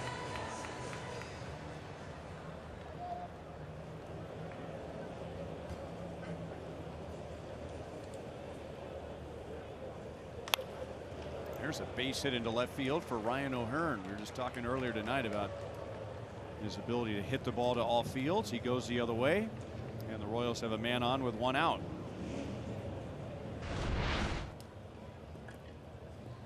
Look at that. Hit it where it's pitched. 94. And Tyonne, he even kind of rubbernecked that. He's going, man, how do you hit that? That ball was 4 inches off the outside part of the plate. It goes to show you. It doesn't have to be down the middle to hit. If you're thinking you want to go with the pitch, and O'Hearn, he's shown in his short time up here that he can handle big league pitching. Hit it to all fields.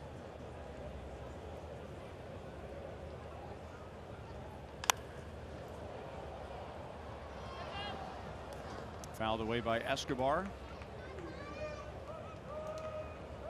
Esky has grounded out twice. And now they go to work in the Pirate bullpen. Tyonne's at 98 pitches. Strikeouts will eat up a pitch count. You're not getting a lot of quick outs with 11 strikeouts. That's a fair ball inside the line, and it rolls all the way down into the corner. On his way to third is O'Hearn. He'll stop there, and Alcides Escobar with a double puts runners at second and third with 1 out. Oh man, what kind of pitch was that? It was up, belt high, out over the middle of the plate. That's a great job of not missing it. Suna, good try. Ball stayed tangled down there just enough to let those guys get in the scoring position. Second and third, less than 2 outs. Chance to get on the board. And decision making here for both managers. There's an open base. Tyonne's about to throw his 100th pitch. And Goodwin's coming up. Goodwin has walked and singled. From Ned Yost's point of view, after Goodwin, it's Valoria, who spent most of this year in A-ball, and then the pitcher spot, and Skoglund was probably coming out anyway, so Ned's going to go to his bench. So will Ned pinch hit for Valoria, get Cam Gallagher into the game? Remember, Salvador Perez was a late scratch. That's hit foul by Brian Goodwin. You know, and I understand fans They like the American League rules. They'd rather see a slugger than a pitcher who's hitting 130. That's a tough argument. But the decisions that need to be made in the National League are much, much different than in our league. No doubt about it. But right here, first things first, Goodwin, right man, right spot. Laced one his last time up. 1 ball, 1 strike.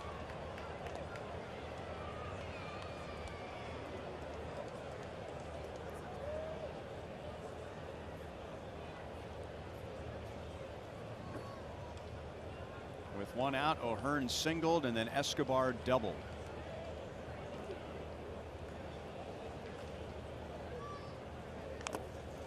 And now it's 1 and 2 on Goodwin.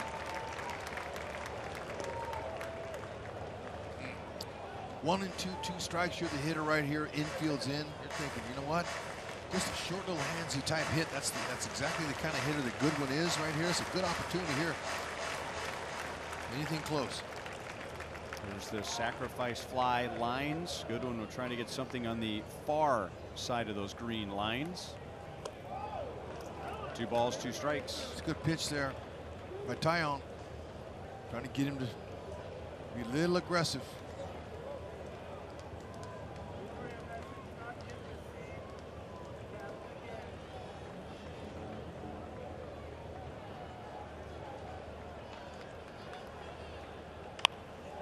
Into right center field. Reyes is there. Here comes O'Hearn. Here's the throw. Out. It was up the line, but Cervelli made an excellent play, reaching behind him and applying the tag on O'Hearn for an inning-ending double play. Kidding me? Wow. That's incredible throw by Reyes. Man, his momentum was going towards left field. He stopped and threw across his body. He had to get it the direction, and that's a heck of a throw. And you got a chance if it's on the third base side of the plate. Got him. Nice.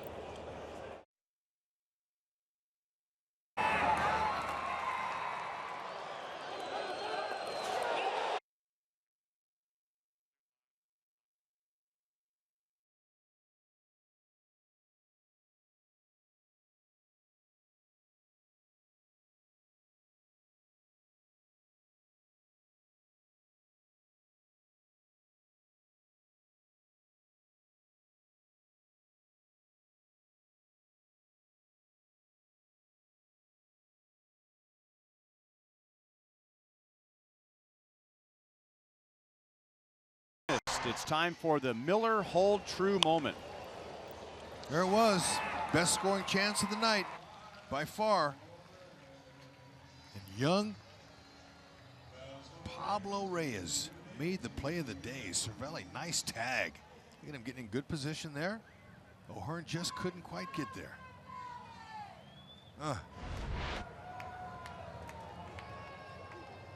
And now Cervelli will lead off the bottom of the 7th inning against Brandon Maurer, who's a Chevy call to the bullpen after Eric Skoglund went 6 scoreless and gave up just 3 hits, no walks.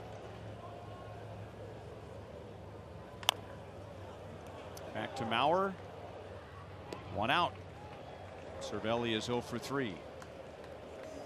Try to hand it over the pin. Take that baton, that scoreless baton, and run with it. He's got the stuff to do it.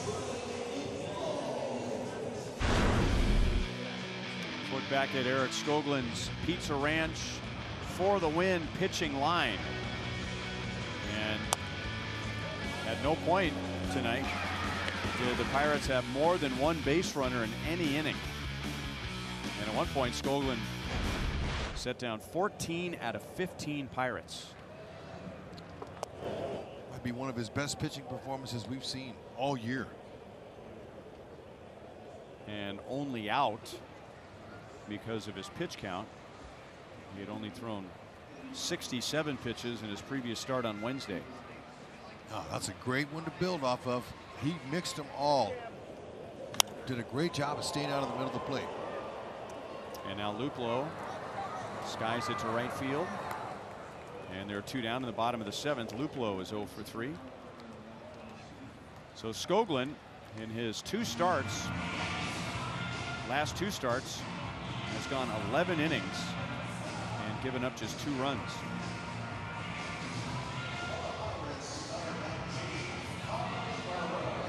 Colin Moran, a left-hand batter, will hit against Maurer with 2 outs and nobody on. He came into the game in the 6th inning last night and had 1 at bat and grounded out to O'Hearn.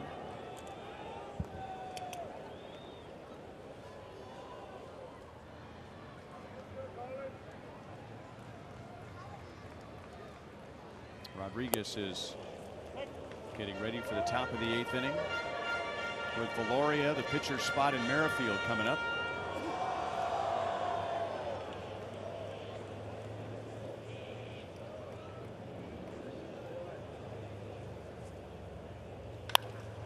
That's well hit. Deep right center field.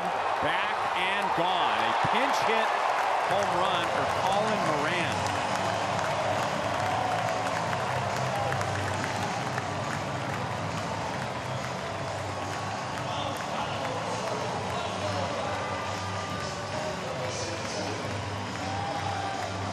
Was 9 for 23 off of the bench as a pinch hitter, and now as a pinch hit homer. Our Dodge drive of the game. I mean, it was a no doubter. You could tell on contact it sounded loud and it had plenty of distance.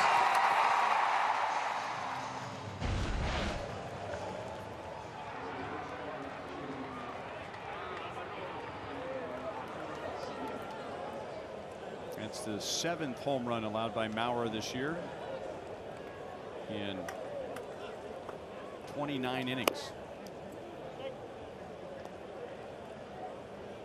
Strike 1 on Josh Harrison. He is 0 for 2.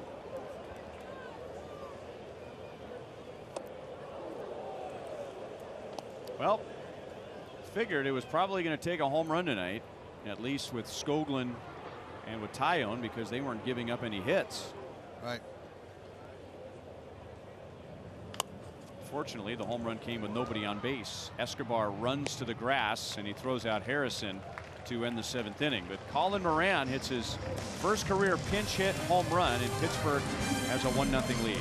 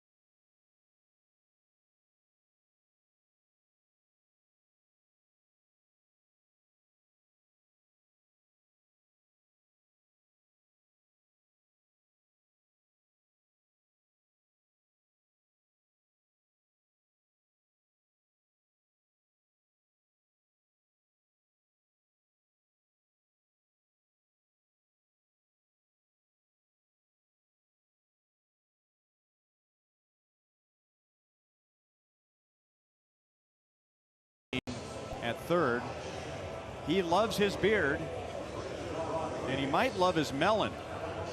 And you can gear up for fall weather and purchase a themed ticket to our second annual Love Your Melon Night, Thursday, September 27th.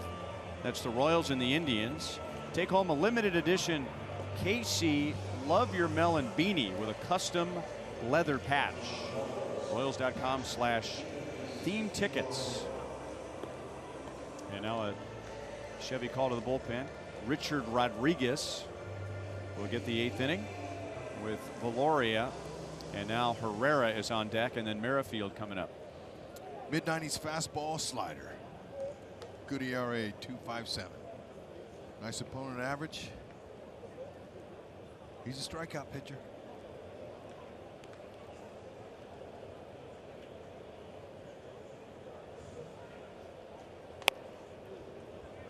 Ball 1-2 Valoria.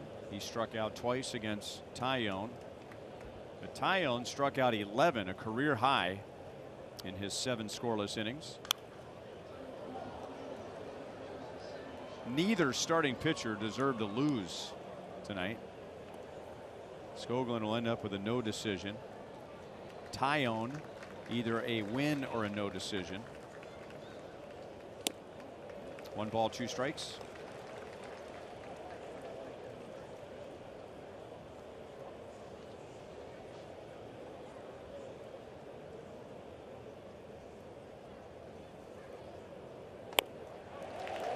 One away. That's 12 strikeouts. Pirates pitchers tonight. And now here comes Rosell Herrera. If the Royals hit a triple in tonight's game, the Kansas City Honda dealers will donate $1,000 to the KC Urban Youth Academy.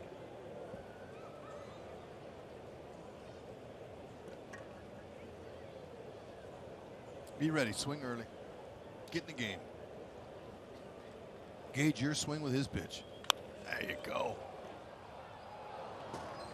Foul off to the right field side. Yep.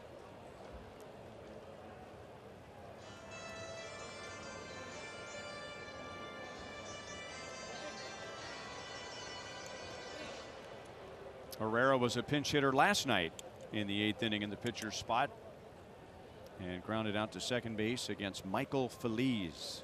So I asked him about being back in the National League parks, and he says, I like it. He says, I got to get ready from the 4th inning on. I'm ready. I'm stretching, getting loose, and that's the way the National League game is if you're a bench player. Because you could, at any moment, go in and pinch hit for the pitcher, but you had to be ready when his turn came up for the manager to call your name. Totally different for a bench player in this league. Be ready on defense for a double switch. Exactly. So I used to, mess around for at least 5 innings, and then you had to focus. It's fun to kind of mess around and relax a little bit. But in the American League, you got your at-bats all in one game. You played once a week. You might get 4 ABs during the course of a week in the National League. But that's one at night, which made it harder. The AL 4 at-bats in one game was so much easier to put any kind of numbers up at batting average for timing purposes.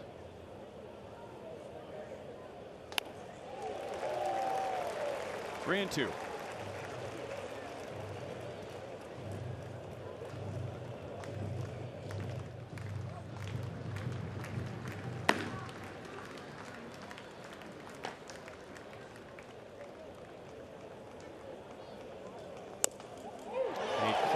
Third strike, and that's 13 strikeouts for Pirates pitchers tonight.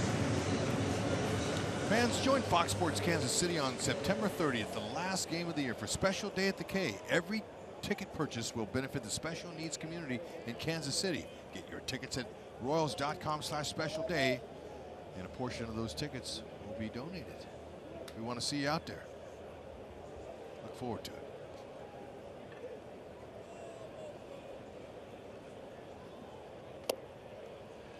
Rodriguez, of course, I'm not in the box seeing it, but just watching him, looks like that his 93 looks like 96. It's pretty sneaky, and then that all comes from the delivery. Nice compact delivery, ball shoots out of there. Ooh. Got Cervelli. All shoulder. All shoulder. You got no glove on that.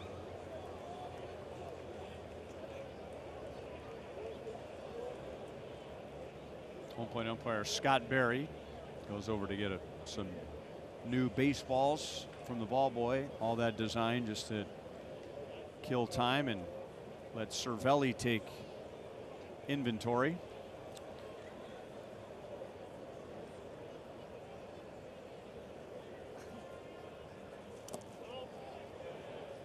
He did not go around. John Libka is the umpire at first. Witt has grounded out twice and struck out.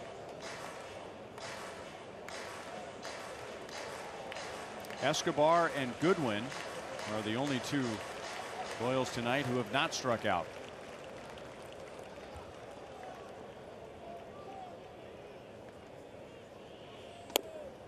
Two and two.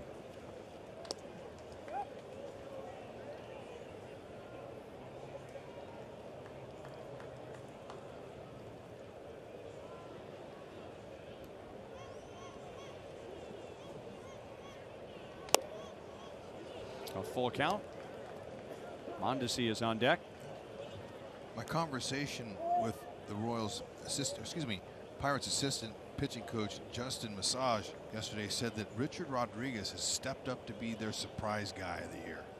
They didn't expect him to have such a great year. A walk. All right, take the walk.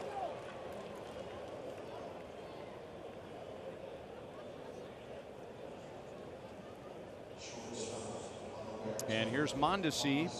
He was 0 for 3 against Tyonne with a couple of strikeouts.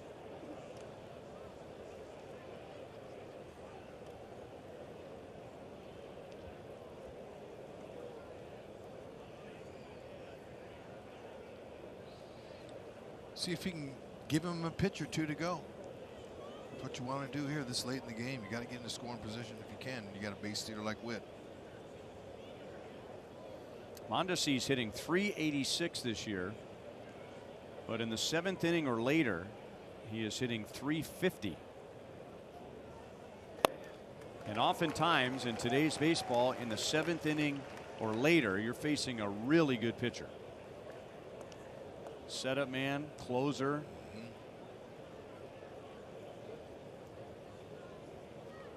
I like Witt's lead. Yeah, you got 13 feet last time. Get every little bit you can. There you go.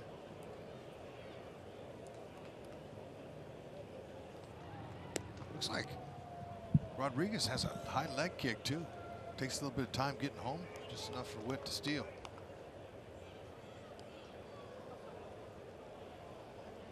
He has a 3 stolen base lead over Malik Smith of the Rays. Witt's trying to lead the league in back-to-back years after swiping 34 last year. He is just the second Royals infielder with 34 or more stolen bases in consecutive seasons. Freddie Patek did it 3 straight years. 76, 77, and 78.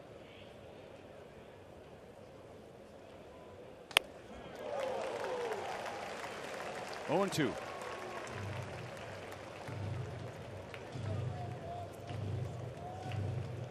Royals have had a tough time with the fastball tonight. Tyonne and now Rodriguez.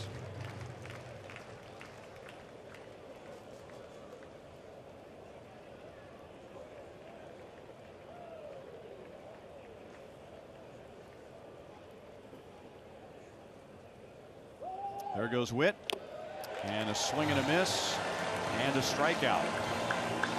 So Rodriguez picks up where Tyonne left off. He struck out the side in the 8th inning. It's still 1-0 Pittsburgh.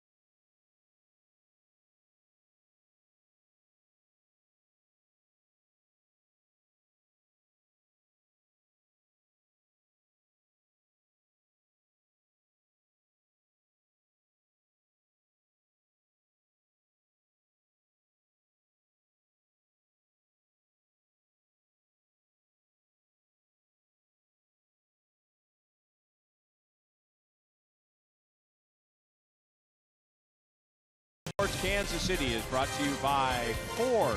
Going further so you can.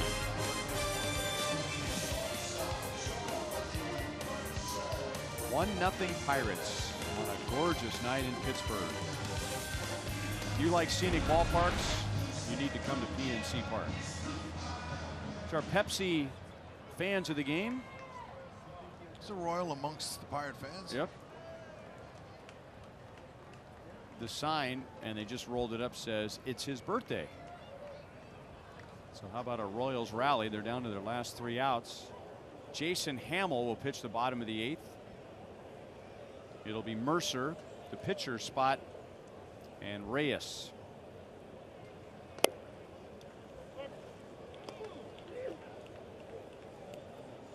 Eric Skoglund pitched 6 scoreless innings on just 3 hits.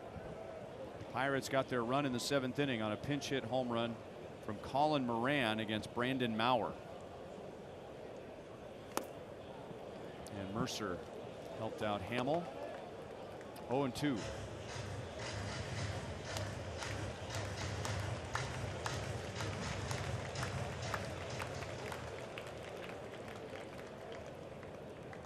Jordy Mercer, with Hamill spending all those years in the National League, he has 24 at-bats against Hamill. And on an 0-2 pitch, he whacks one into center field, but Goodwin is there. And there's one down. Any thoughts on our trivia question? Yep. Okay. I have a guess. Okay. Tony Womack.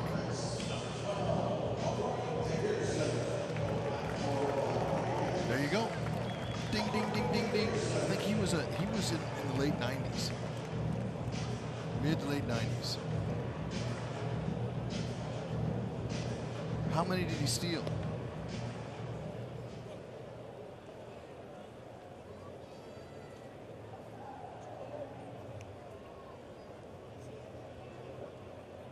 Corey Dickerson will bat for Richard Rodriguez.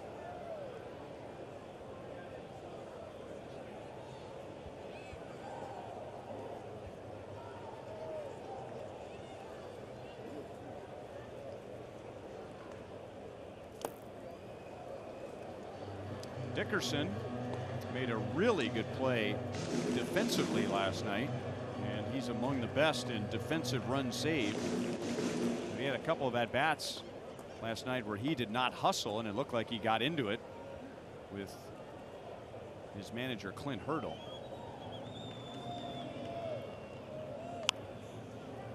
Down in the count, no balls, 2 strikes. I did a little exhaustive research on that today, and I got nothing. No comment. In-house deal, which probably. is sometimes the answer to your question. In-house deal.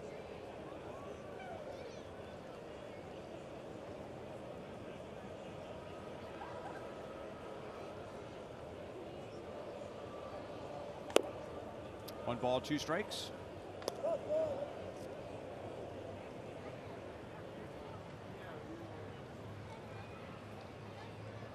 Felipe Vasquez. And the Royals in the 9th have Gordon, Bonifacio, and O'Hearn. Vasquez is a handful. 2 balls, 2 strikes.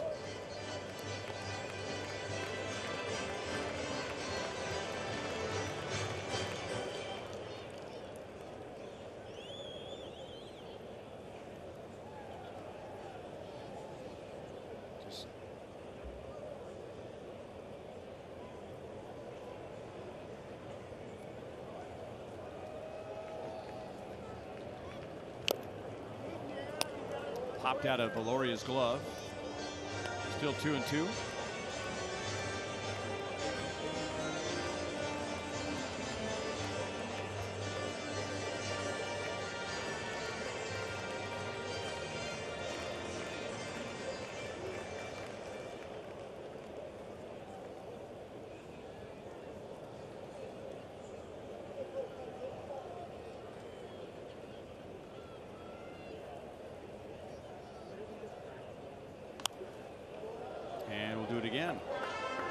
back into the crowd of 11,566. This is the Pirates' last homestand of the year. After the Royals, Milwaukee will be here. They'll finish on the road. Pirates have played well lately. They've won 4 of their last 5 and 9 of their last 12. They beat the Royals in a 1-run walk-off game last night, and now they have a 1-run lead tonight. Tied him up, and Escobar runs to the tarp, and it's out of play. And caught. That guy brought a catcher's glove. Nice play. It's a whole new ball game with RBI Baseball 18. RBI Baseball 18 delivers an all-new franchise mode and much more. RBI Baseball 18 is available now. Learn more at rbigame.com. Rated E for everyone. Joey Cora, third base coach. Good shot of him there.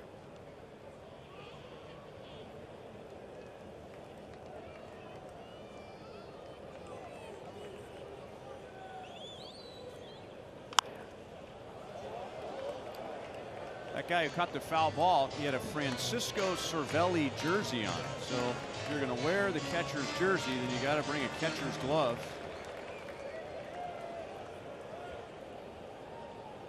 I don't know if I've ever seen a fan catch a foul ball with a catcher's glove. That's pretty good. Holding the Jolly Roger flag.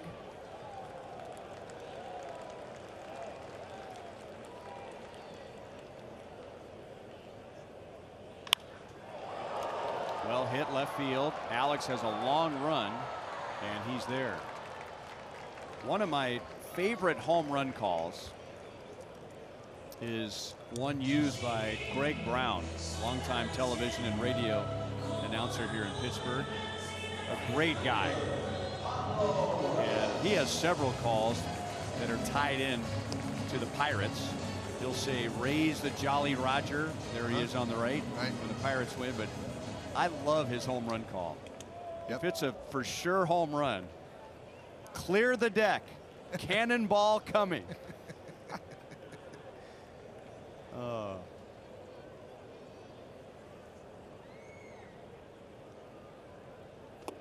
No, it is a good one. Original.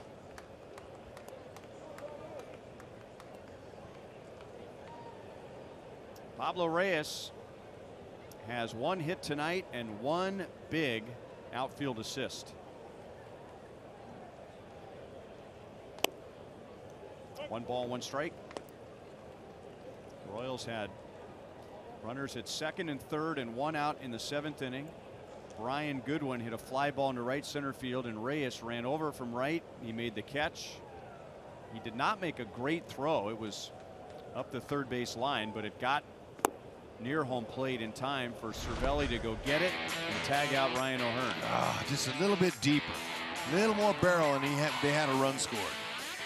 But well, that was an impressive throw, though. I got to tell you, Pablo Reyes, and that's not easy to do when your momentum's going that way. He set his feet, you got him going back in the direction you wanted to throw, and Cervelli dropped a woo on him.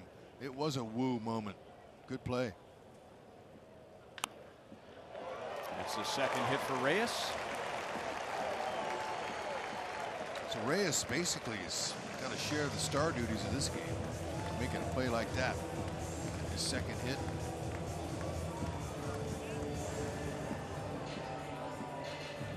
So what you do with your opportunity, trying to open some eyes, you got to perform.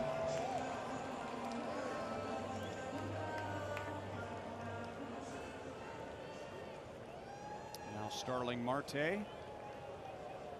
And we'll see if they cut Reyes loose here with 2 down.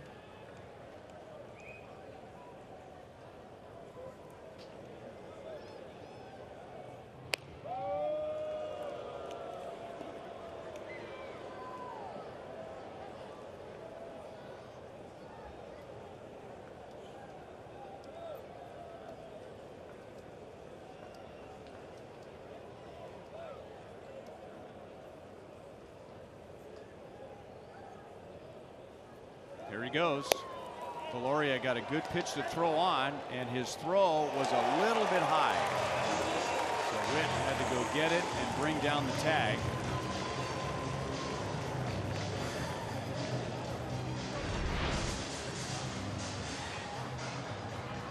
Or did he get him? Missed his arm. Looked like it. Get that hand.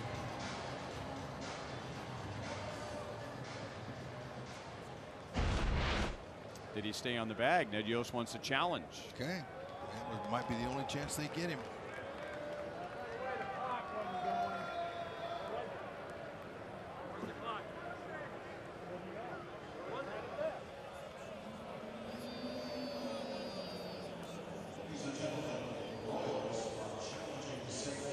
Reading, I think I read Witt's lips where he said he got his hand in there, but he came off. So contact there. And he's off. Is he completely disengaged? Yes. Looks like it. That didn't take long. Nope. Out. And Reyes doesn't know it. He's still looking up at the video board in left field. You got to go. Inning over. 1-0 Pirates to the top of the ninth. That-a-way Duper.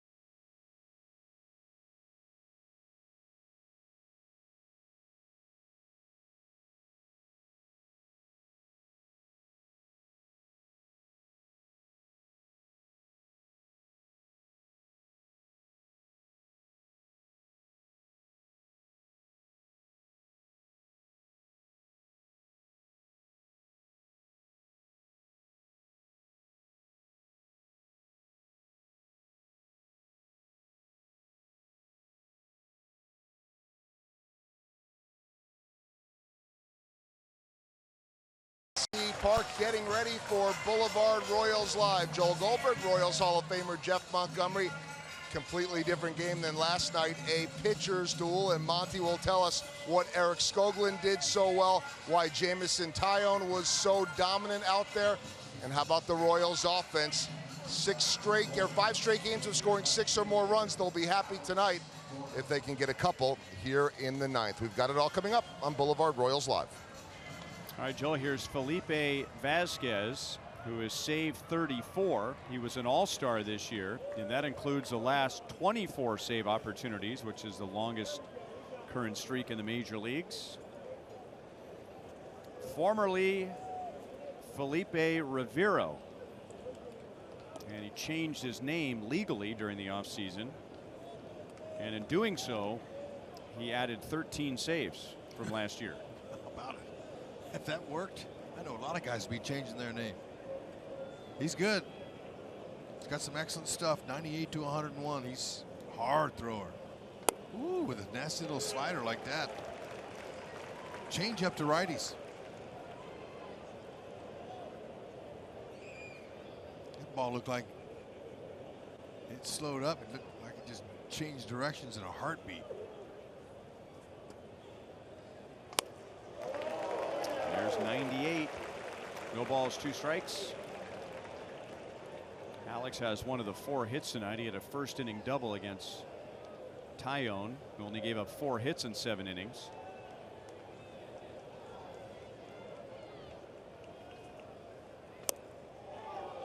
One and 2.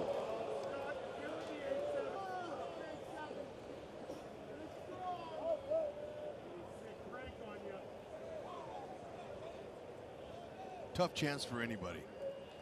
But Alex is going good. See if you can get him.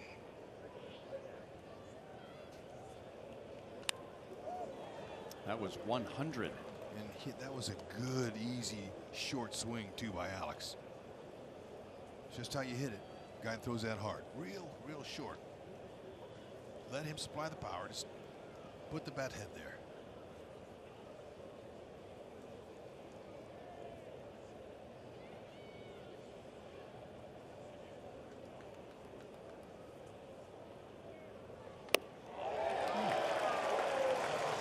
Boy, Alex went from swinging to trying to avoid getting hit.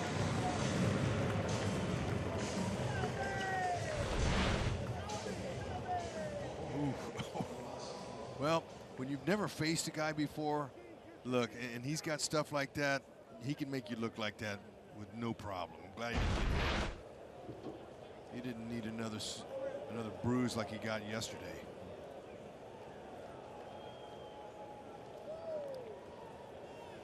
That's 15 strikeouts for Pirates pitchers tonight. And now Bonifacio, who has 3 of the 15. Vasquez changing his name was news to the Pirates because he's still Felipe Rivero in their media guide. And he changed his name during the offseason to match the last name of his sister, Priscilla, who lives with him during the offseason. And Priscilla helped Felipe negotiate a 4-year extension with the Pirates. So he changed his name so that he and his sister would have the same last name. Oh, that's awesome.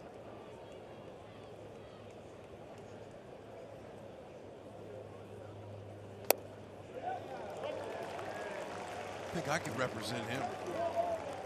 Just think of how many Borises there would be in the major leagues.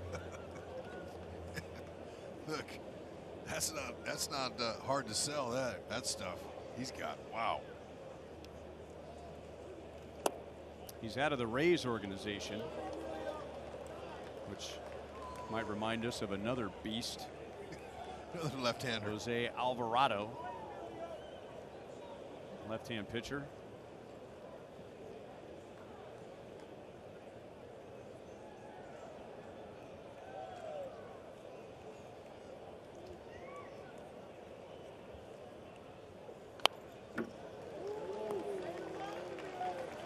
Wonder what kind of commission his sister required. Interesting. Free rent and meals during the offseason? I'll go down there and check it out tomorrow. I'll do some investigative reporting if you want me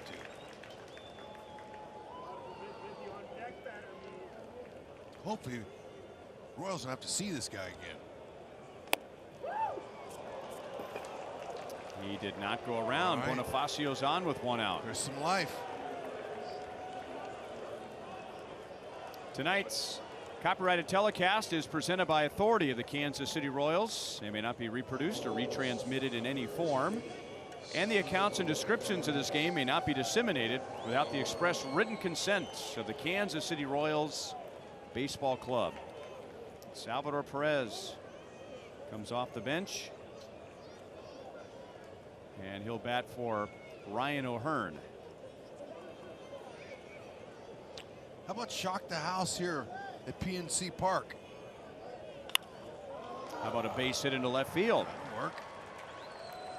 2 on and 1 out. That's just the second time all game. Second time all game for either team that there's been more than one base runner on. And it's been the Royals in the 7th and now the 9th.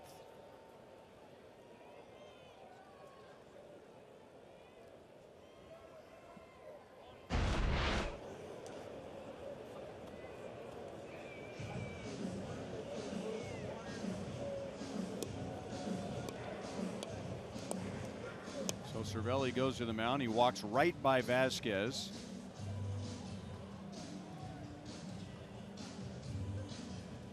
Makes Salvador Perez 6 for 13 pinch hitting in his career. Nice. O'Hearn was 1 out of 3 tonight. Alcides Escobar doubled against Tyonne in the 7th inning. That put runners at 2nd and 3rd with 1 out, which led to the fly ball to right and the out at home plate and the double play in the 7th inning.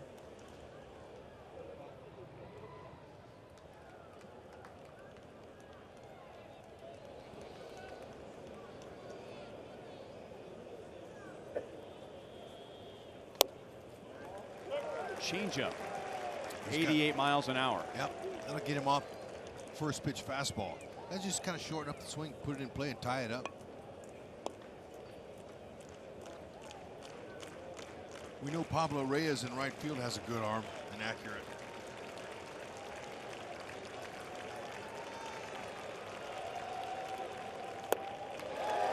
Back-to-back changeups, so maybe that's why Cervelli went out there to have a chat before Escobar. Marte in center has 10 outfield assists. Dickerson 7 in left, so they got good arms.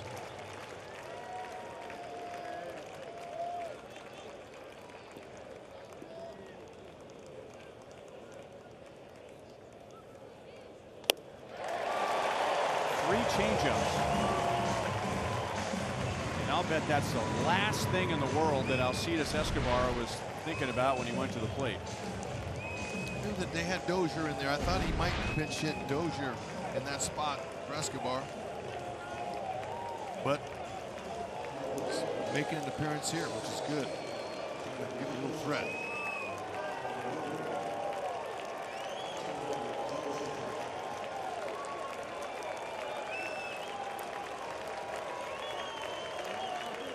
Dozier was 1 out of 4 last night with a double. He's 2 for 3 in his career as a pinch hitter. Let's see if he can get the job done here. Same thing, short, find a hole. Line left field, and that's going to go all the way to the wall and off the wall. Here comes Salvador Perez. Here's the long relay, and Salvi is out. Valoria was coming up, a left-hand batter, so Mike Jerschele was forced to take the gamble. But the Royals tie the game in the 9th inning. Hunter Dozier with a pinch hit RBI double, and the Royals were that close to taking the lead. It is 1-1 to the bottom of the 9th.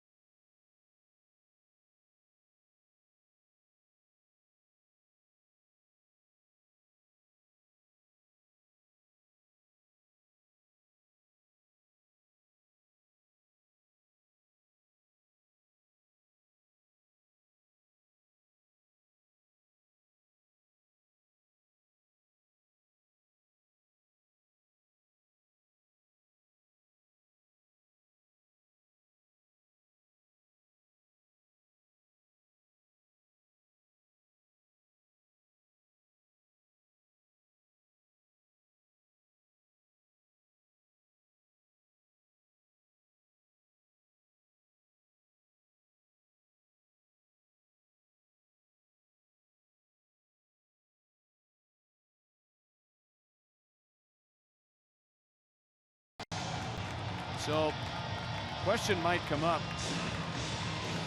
Why didn't Ed Yost pinch run Brett Phillips for Salvador Perez? The Royals are not ready to put Phillips in the game yet to play defense, to throw. So, when Salvador Perez pinch hit for Ryan O'Hearn, he was going to stay in and play first base. The only guys left on the bench right now are Cam Gallagher, he's not going to run for Salvi. Phillips was the only available runner, but with that spot in the lineup, somebody's going to have to go out and play defense the next inning.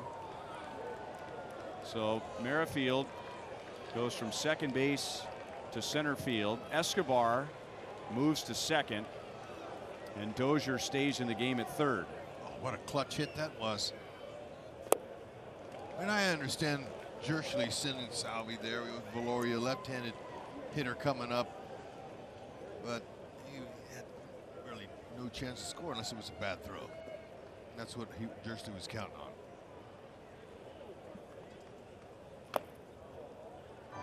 Second inning for Jason Hamill. He faced only 3 in the bottom of the 8th inning. And he'll get Marte, Bell, and Cervelli in the bottom of the 9th. The Royals put an end to Felipe Vasquez consecutive save streak at 24. That was the longest current streak in the major leagues.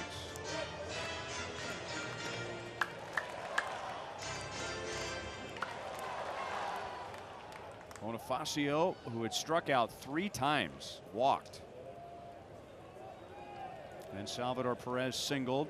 Escobar struck out, and Hunter Dozier on the first pitch that he saw from Vasquez hit the RBI double to left.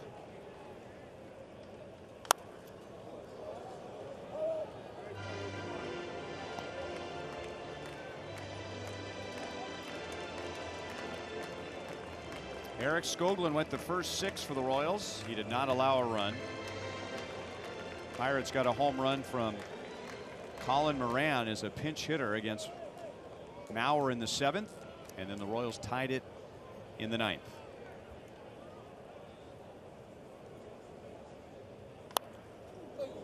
Two line drives over the Royals dugout and into the netting.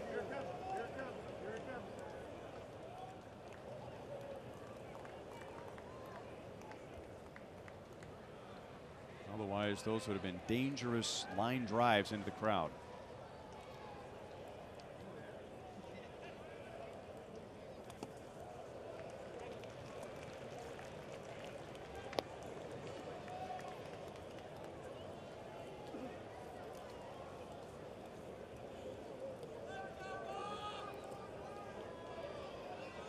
Okay, let's check it out. Look at the angle there.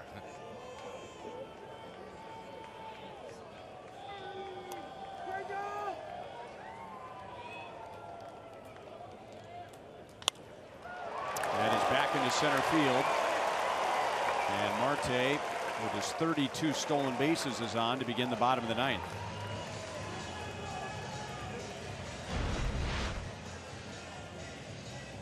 Dozier jumped on a fastball, first pitch looking for it, and he laced it. Gotta love that. Dozier's coming on strong big time. First pitch when you pinch hit, that's the one. You're gonna try to get ahead of you there. Salvi bringing the mail home.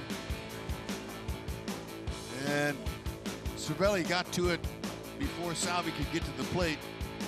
I don't think Salvi was in the mood to run him over there, but you know, you still can't slide into the plate straight in. I don't think he or anybody else is in that frame of mind anymore. That's the second time that the Pirates have gotten an out at home plate tonight.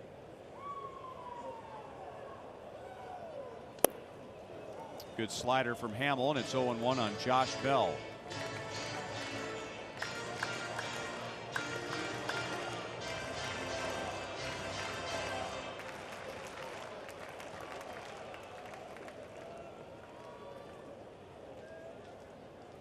Shocked if Marte doesn't try to steal here. He's got 32 bags.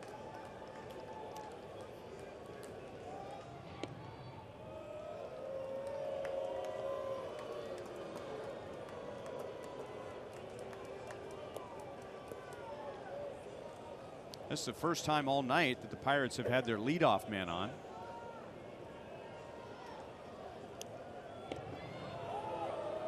The Royals have not had their leadoff man on all night. And here we are, 1-1 in the bottom of the 9th inning.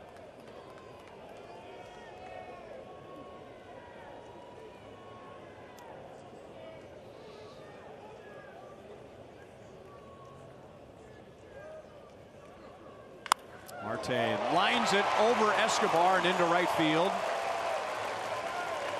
And now the Pirates have 2 on with nobody out.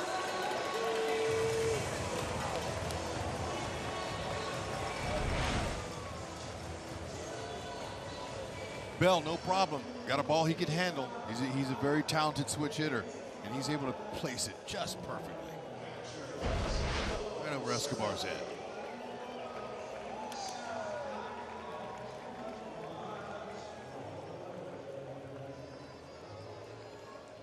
And now Cervelli, who has 18 career at-bats against Jason Hamill, 6 hits, so that's 333.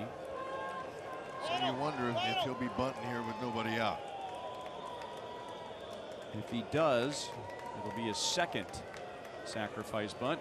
And now the Royals are going to gather and talk about it. Well, I think it's important. You're getting a couple guys out of position here. Salvador Perez hasn't played a lot of first. Escobar's at second base. If he does square around, Esky will have to go and cover the base at first, and Salvio will have to crash. And so they're talking about all that right now. Good strategy there. And that's the catcher playing at first, taking charge there. I mean, that's not Valoria's job to go out there and talk about what they're going to do. That's good. Salvi, he's got a first baseman's glove on, but in his mind, he has the catcher's gear on, and he's making sure everyone's on the same page. That's right. Joey Cora, third base coach of the Pirates, he's talking to Cervelli here, you know, making sure that they all know what they're doing. Got to cover for the bunt. Got to get it out somewhere. And he is bunting, and he gets it down, and the play is to first. Cervelli gets the job done. Marte goes to third, and Bell up to second. That was Escobar covering, so it's 1-4. Yeah, and you know, Hamill did the right thing, because Dozier, he was coming after the ball too. You have to make a quick decision there, but you got to get it out. That was a nice play by Hamill. Had he not fielded it, I'm not sure they would have gotten out on that play. So Cervelli did a good job moving the runners. Now this is a little do-or-die play. Ned's going to talk about it now. Well, they just announced Frazier into the game, who's a lefty. And so as soon as that call was made, Ned will bring in a lefty. And he's got Tim Hill out there with runners at second and third and 1 out. Tied at 1 in the bottom of the 9th.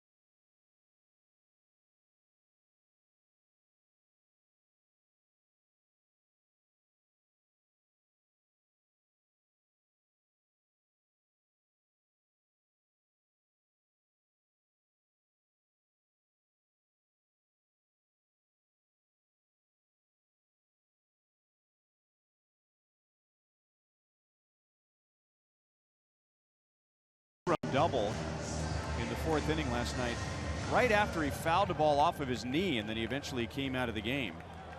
And he'll face Tim Hill, who pitched a 3rd of an inning last night, coming on in the 7th inning and getting 1 out.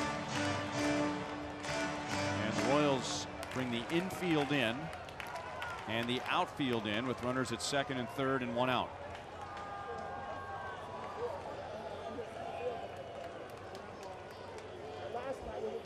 for 27 off the bench. Obviously, Clint Hurdle knows he can put the ball in play. He's got a short swing, smart hitter, kind of a spray type of hitter. He's got some pop too. Look at that. But he has got 27 opportunities as a pinch hitter, 5 hits.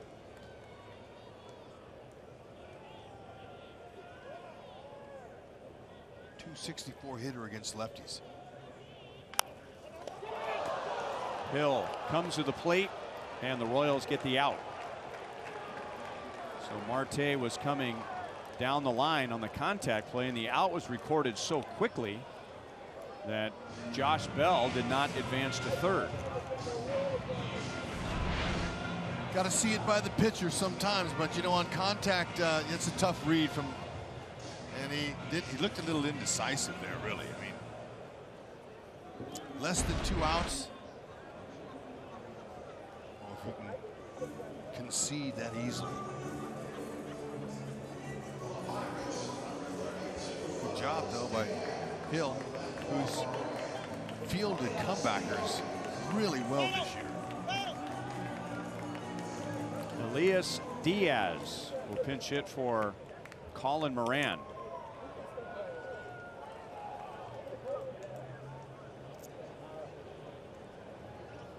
Diaz has not played yet this month. He's had a hamstring problem.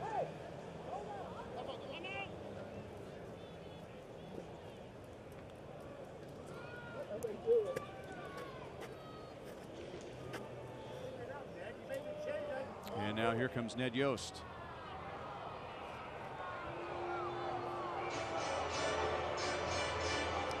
Well, he's hitting .342. Diaz is off the lefties.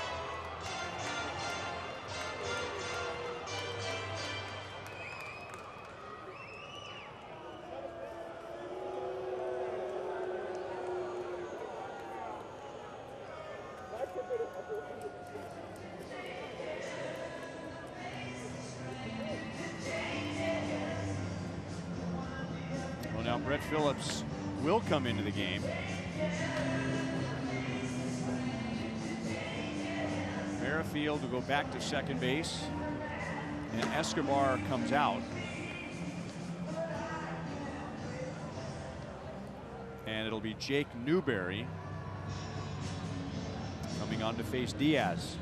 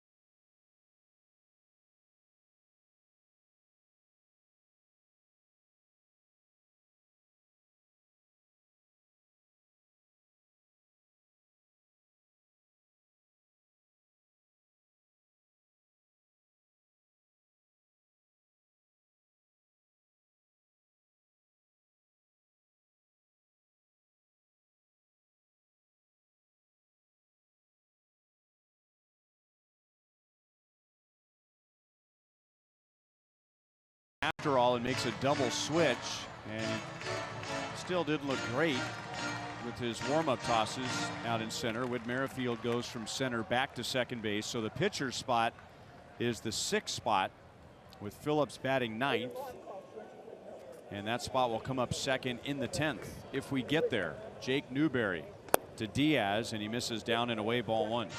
Okay, Newberry Fastball slider change.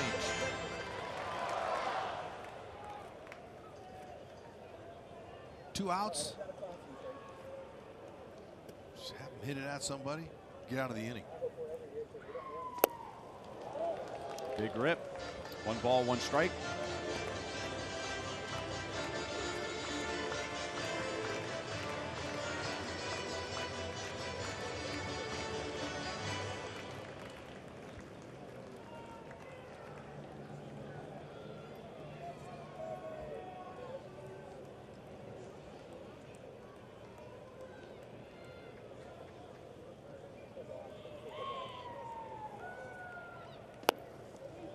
Two and one.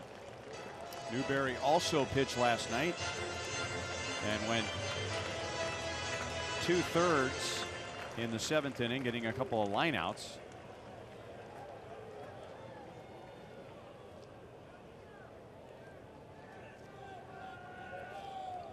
Pirates have Bell at second base and Frazier at first. Right down the middle. 2 balls, 2 strikes.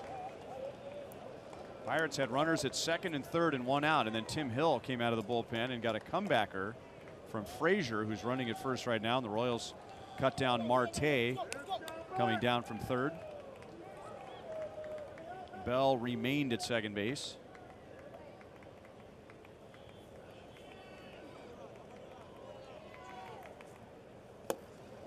Three balls, 2 strikes. Josh Harrison is on deck. And now the added advantage here with the runners going.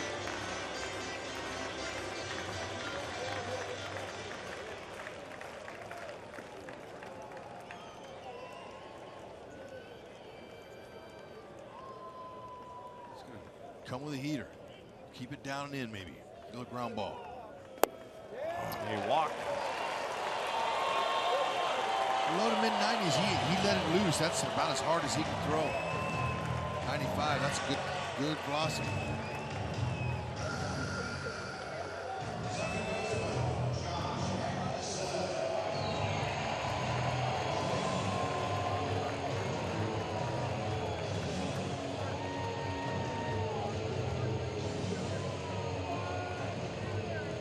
Harrison tonight is 0 for 3. And just like Diaz, who reached with a walk, he's had some hamstring injuries and has played very little in this final month.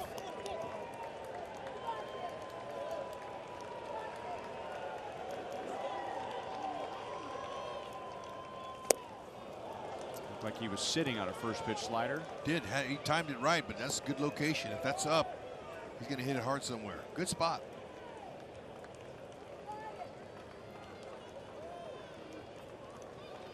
Good experience here for Jake.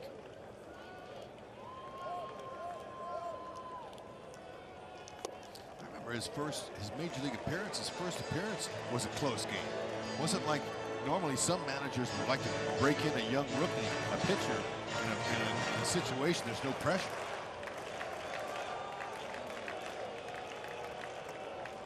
See if he can get out of it.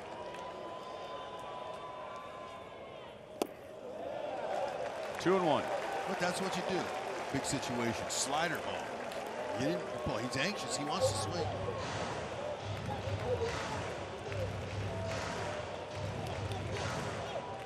Well, there are 3 on here for Harrison in the 9th inning.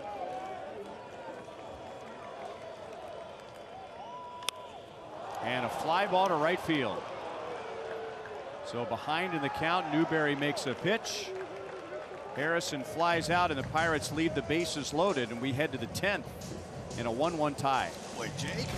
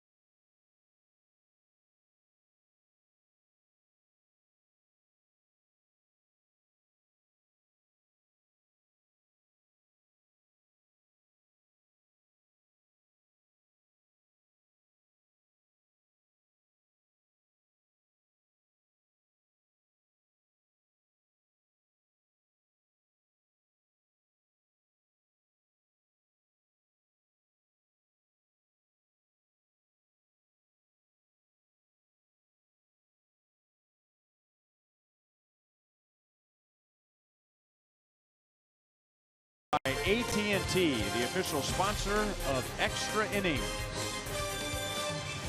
And that's what we have tonight in a 1-1 tie. Pirates got a pinch hit home run from Colin Moran in the 7th inning. And then with the Royals down 1-0 in the 9th, they rallied to tie it.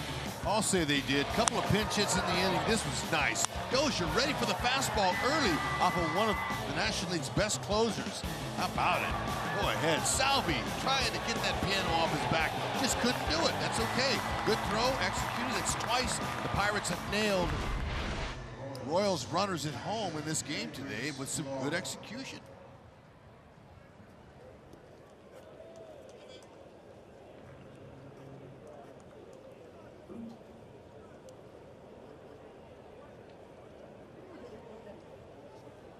Mabry's Valoria leads off the 10th inning, facing Edgar Santana.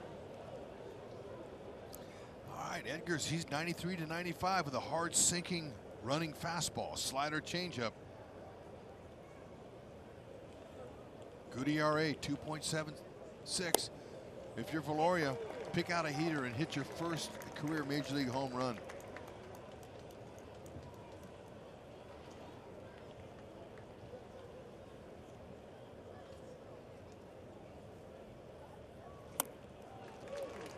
One and two. Valoria has 3 strikeouts tonight. It's been a big strikeout game for the Pirates.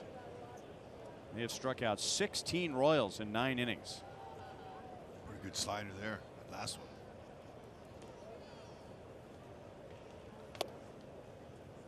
Two and two. Look at change. He's going to have to come back in there with a heater soon. Warriors got some good pop.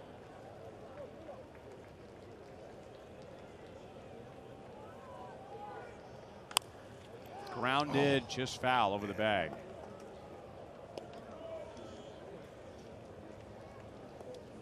Adam Frazier stays in the game in left field.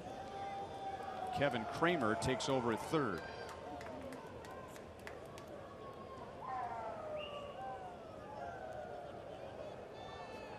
Brett Phillips is hitting in the 9th spot. He's on deck, and then Whit Merrifield.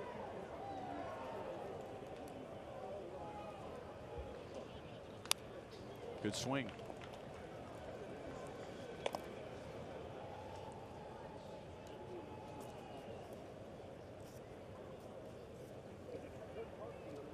So now the pitcher spot for the Pirates is the 6th spot, and Cramer will bat 9th as we reacclimate ourselves with the National League and the messy scorecards. Fly ball center field, well hit. And Marte at the track. Ah, man, that's a nice swing. Too bad he didn't pull it. 399, you hit a ball that far. Oh, I mean, he got it pretty much to center field. Yep. Man, that ball was well struck. Good try.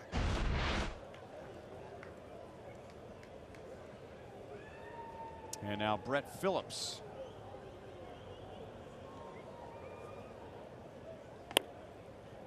And I'm sure the question will come up after the game why Phillips didn't run in the 9th inning. For Salvador. Yep.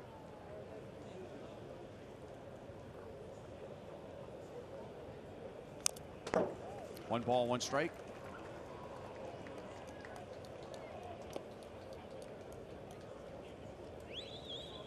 And I'm sure there's a very logical reason.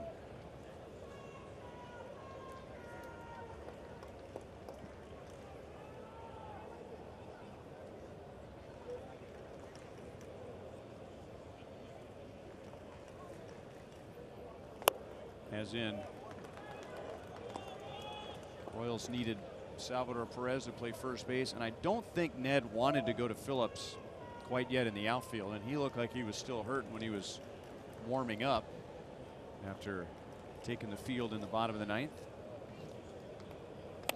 Well, I knew his legs were available, but the same thing in the National League, you know, he going to get in the game. And I watched him warm up before the game today with Mitch Meyer, just playing some easy catch, and it was hurting him every throw. He was just tossing the ball barely. So I'm sure they didn't really want to play him out there.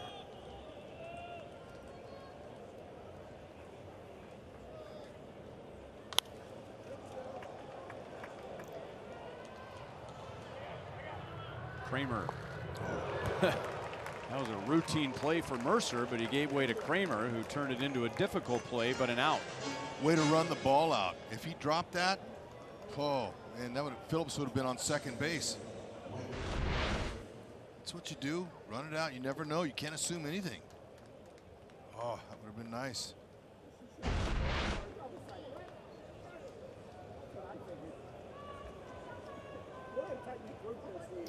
Whit Merrifield is 0 for 3 with a walk.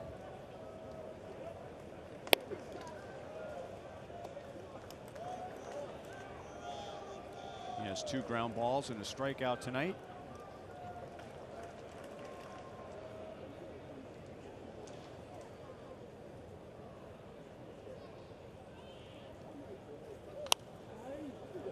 One and one.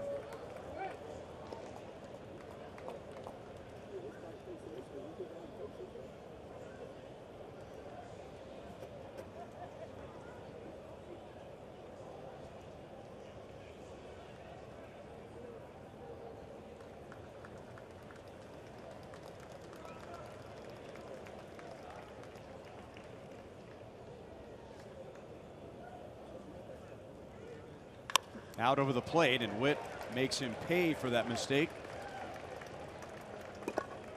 Here's mom and dad, and Whit's on with 2 down. That's right.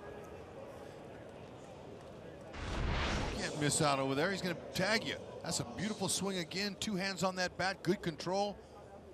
Knock all the way. Now, early in the count, go.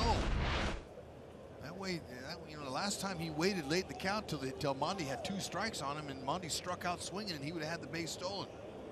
So go earlier.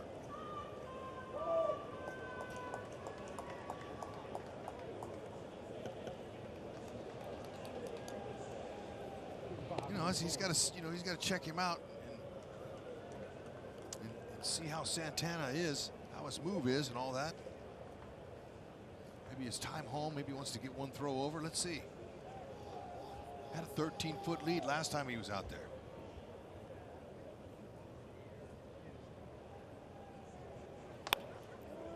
Upstairs to Mondesi, who was 0 for 4 with 3 strikeouts. Looked like he took his time getting the ball home there. 1.46 with my watch, which is not official, but there's a throw over sign. Anything 1-3, under 1-3, going to be tough. Cervelli's got a good throwing arm. He's thrown out 36% of runners this year. Like you mentioned, he's having a great year.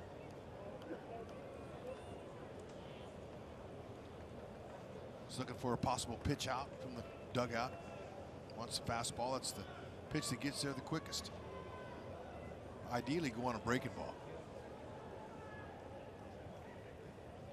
He wanted to go and didn't like his jump, and it's rolled out to Harrison, and that sends us to the bottom of the 10th inning.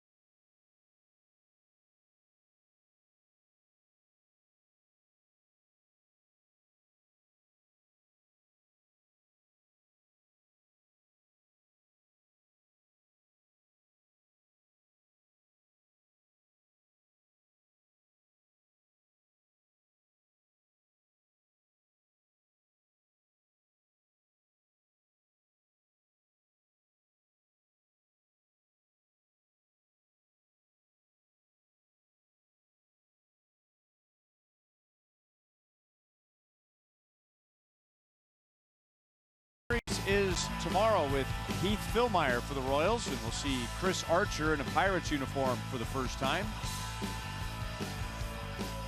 A night game with coverage beginning at 5:30 Kansas City time, and then it's on to Detroit for 4, and then Cincinnati for 2. Jordy Mercer will lead off the bottom of the 10th inning, and Burt Smith becomes a Royals 6th pitcher tonight. Okay, Birch, good opportunity for you too. Now we saw Jake Newberry get out of a tough jam. Another rookie, get another shot. Burt Smith, good hard fastball. And he set up a changeup and an overhand curve.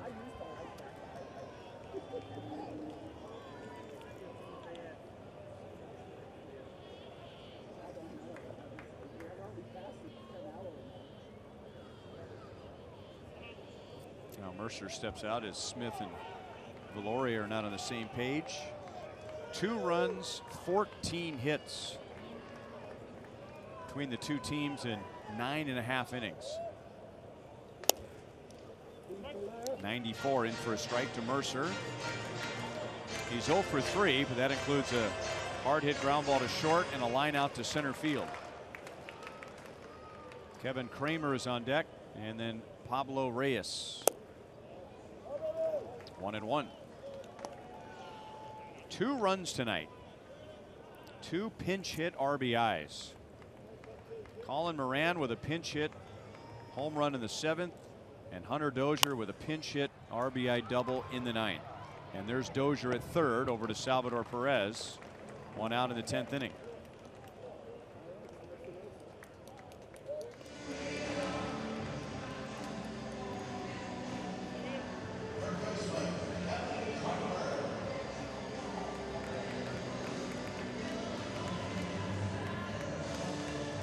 Kevin Cramer, this will be his first at bat. He started at 3rd base last night and was 0 for 4 with 3 strikeouts in his first 3 at bats, but he took the 2-out walk in the 9th inning against Ben Lively and ended up scoring the game-winning run. And that's well hit. Deep left field. Gordon is back. He's got it. Alex Gordon ran a mile. And there are 2 down in the 10th inning. Can't get a ball by him in the air, especially with that much air underneath it. It's a heck of a run and catch. Took a perfect route to do it. Stupid hit right there. You can't hit it to that guy. Alex, way to be there. Good play.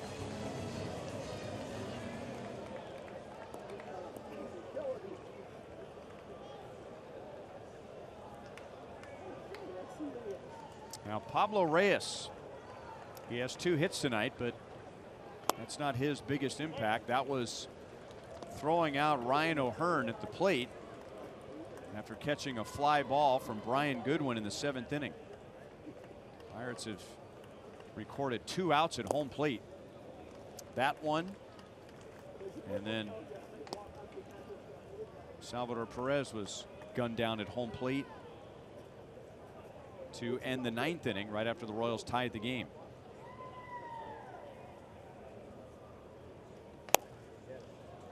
One ball, 2 strikes.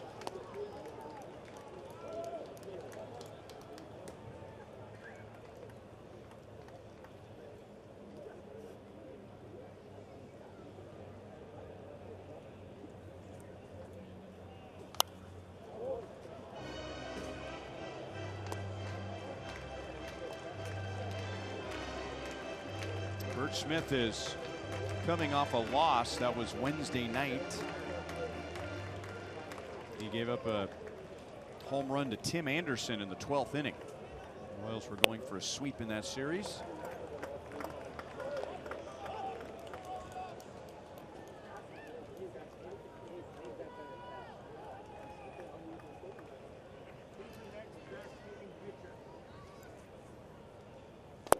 He did. Burt Smith, with some help from his defense, gets the Pirates in order in the 10th. And Alex, who made the nice play, leads off inning number 11.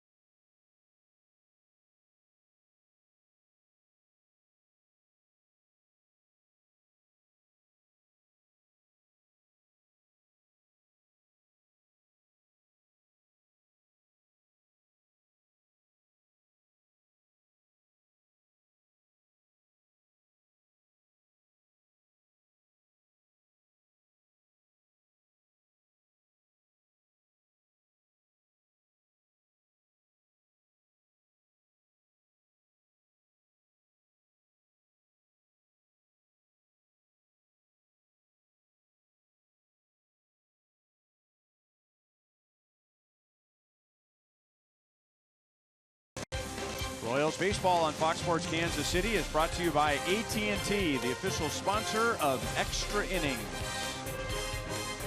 And we move to the 11th in a 1-1 tie. Gorgeous. This is Kyle Crick, former first-round pick of the Giants, and at one time their #1 pitching prospect, but he had faded away from that and was traded to the Pirates during the offseason in the deal for Andrew McCutchen. Hey, look, he's got a nice arm. So far this year, he's putting together a good season. Mid-90s to upper 90s fastball slider.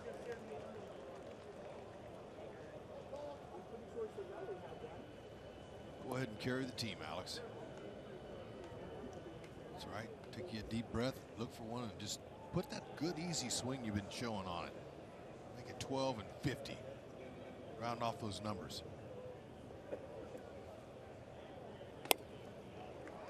He was going for it. I think Alex will be a little more comfortable this time around than he was against Felipe Vasquez in the 9th inning. I'll say. Man, the kid had some electricity. Into right field, but hit right at Reyes.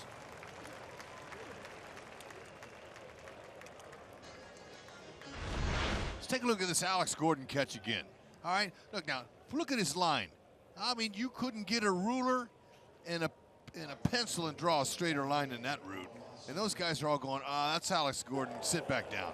Yeah, not happening.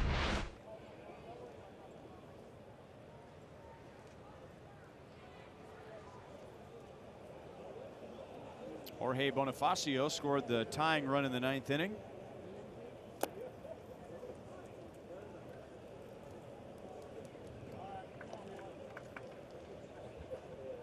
He had struck out in his first 3 at-bats and then walked with 1 out in the 9th and came home on Hunter Dozier's pinch hit RBI double. 1-1.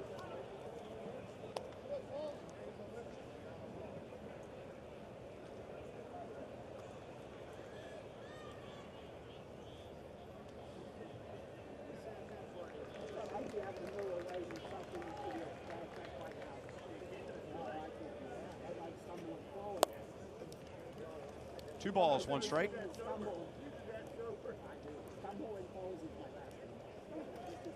When the Royals scored in the 9th inning, they handed Felipe Vasquez a blown save. He had converted 24 in a row. 2-2. Bonifacio's seen a lot of sliders lately. He'll keep seeing him if he keeps trying to pull him. Hard to pull a good slider.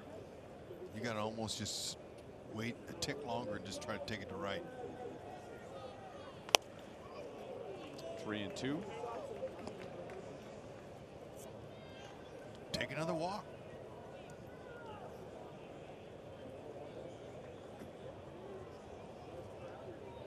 I'd like to hit a double.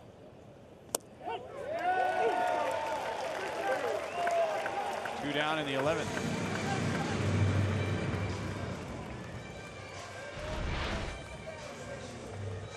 Get out the paintbrush. There it was, right on the outside part of the plate. Perfectly executed. You can't touch that. It's tough to get.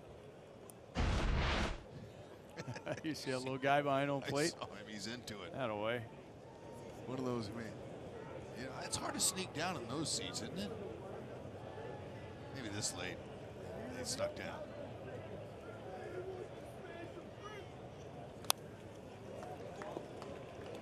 Salvi swung at the first pitch as a pinch hitter in the 9th inning and singled to left, helping set up the game tying run, and then he was thrown out trying to score behind Bonifacio on the double by Dozier.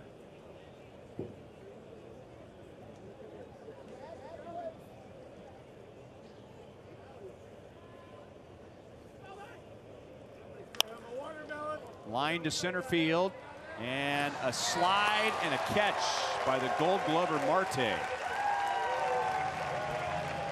was clean.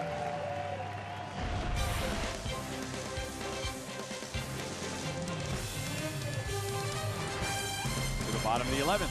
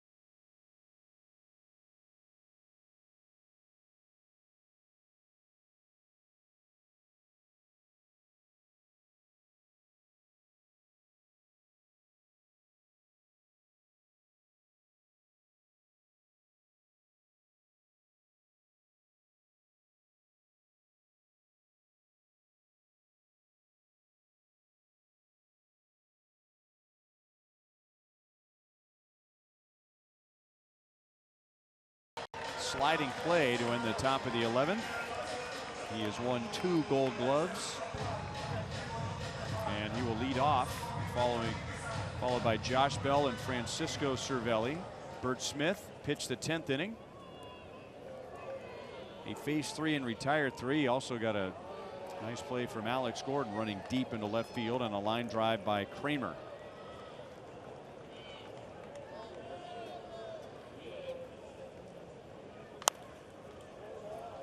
Oh and 1.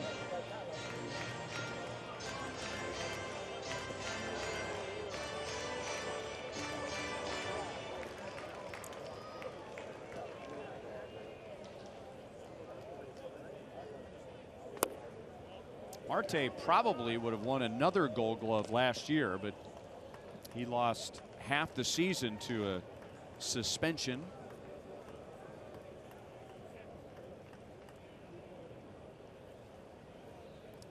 Performance enhancing drugs violation.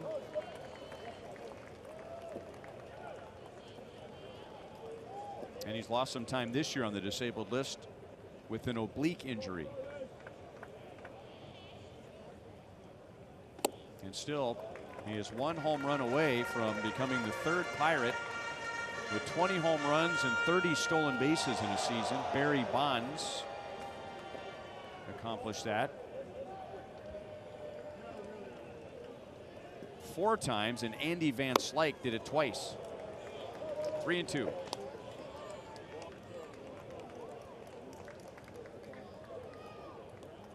Burt Smith got that one right by him. 92. He's got some 95 in him. 3 and 2. He might just go back to it.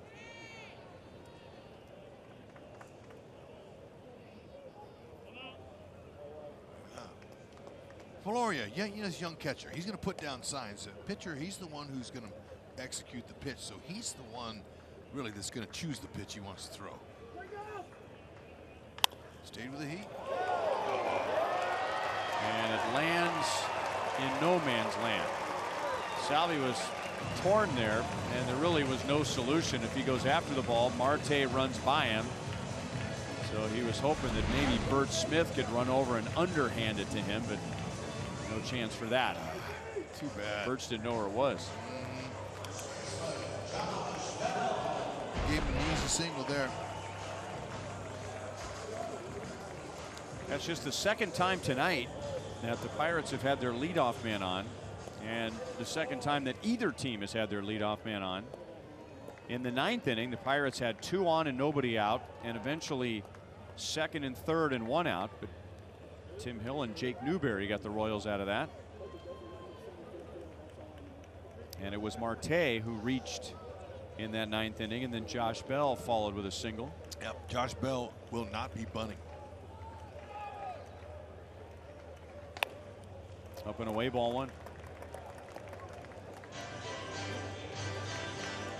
6'4", 235. He can swing the bat both sides of the plate. We know. Outfield playing deep. That way, any doubles, they can get to the ball quickly off the wall.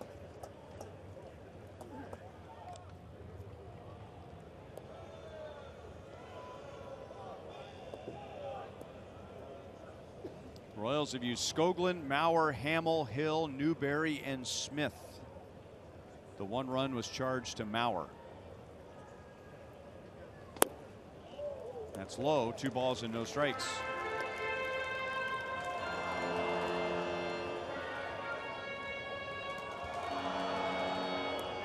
Now we'll keep an eye on Marte. He's having a long chat with his first base coach, Cramer Barti,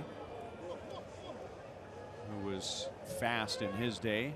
You've seen Smith go to the plate a couple of times. He's not running, and is fouled back and out of play.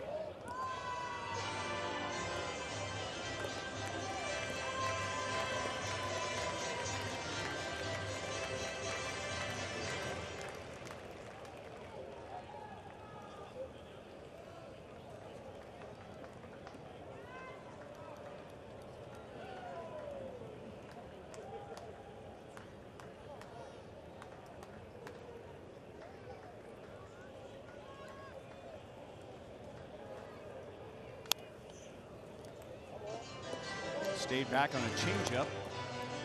Royals were hoping that he would be out in front of that pitch and swing and miss or hit it on the ground, but he stayed back and tried to shoot it to left field. Sure did.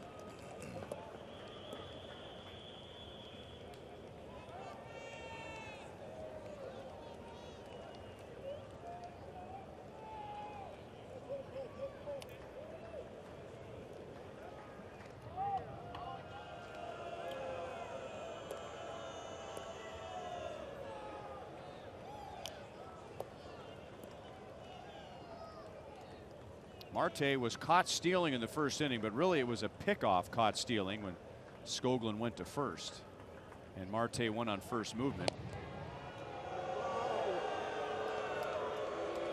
So he has 32 stolen bases. He has also been thrown out 13 times.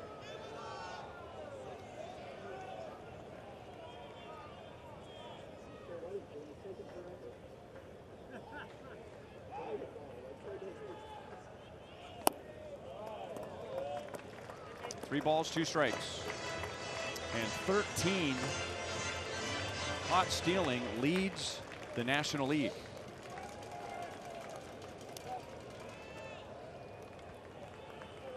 In fact, it leads the major leagues.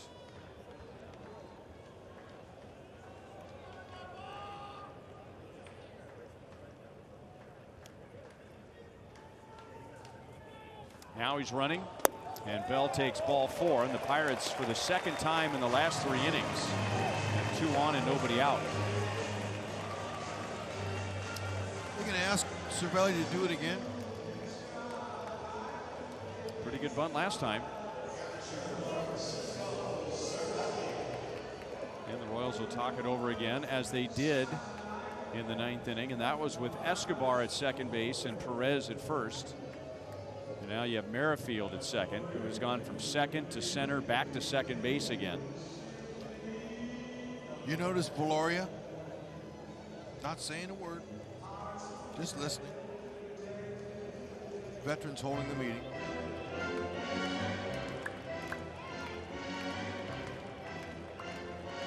Best to stay with fastballs in a bunting situation, if you believe it is, because that's the hardest pitch to bunt.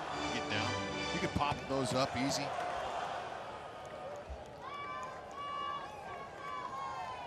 He's had a good night behind the plate anyway. He made 2 nice catches. Tag at the plate. Got a couple of runners from the Royals.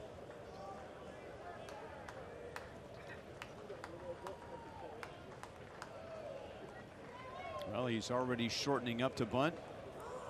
And a pickoff play at second base. So the Royals tried to deke, as they say.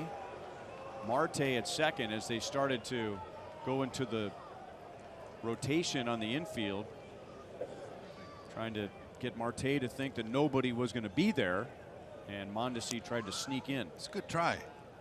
You know, you have those in the playbook, but you might use them maybe once or twice the whole year. You work on them relentlessly in spring training, though.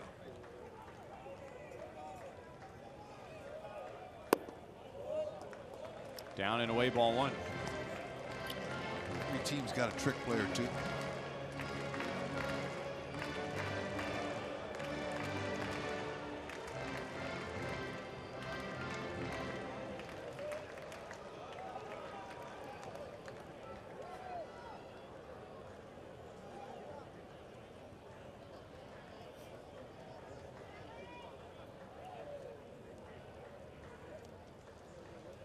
Not bunting.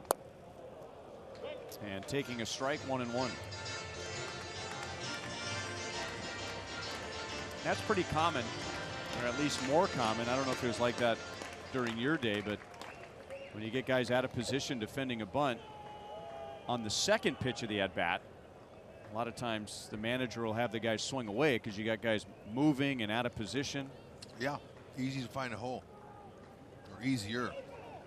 And he shortens the bunt, and it came back up and hit the bat while he was still in the batter's box.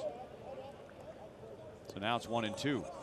Yeah, you know, he would like to have a do-over there. He would have just stayed still and put the ball down as he was trying to run. See how that left foot started moving? It's so hard. You got to just keep your feet, stay still, and focus on getting the ball down and then move. think the tendency for a hitter is you're in a good bunting position. You get a pitch that looks like an easy pitch to bunt, and you think, okay, not only am I going to bunt here, but I'm going to get a hit too. I'm going to run. Especially a breaking ball, you have more time to see it. And it goes off of Valoria's glove.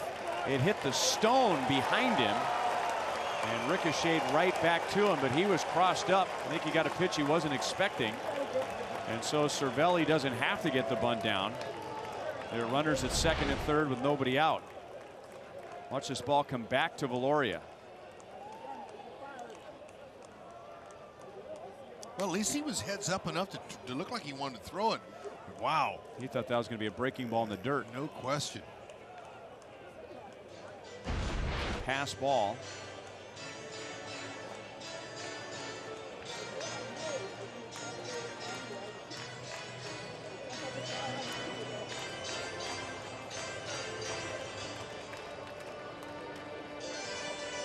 And now the Royals, as they did in the ninth inning, bring the infield and the outfield in.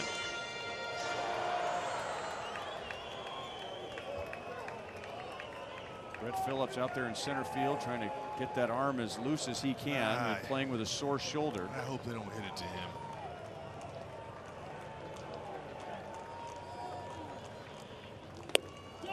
Did he go? Yes!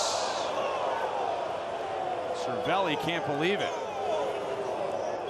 He is screaming at John Libka in English, Spanish, and Italian.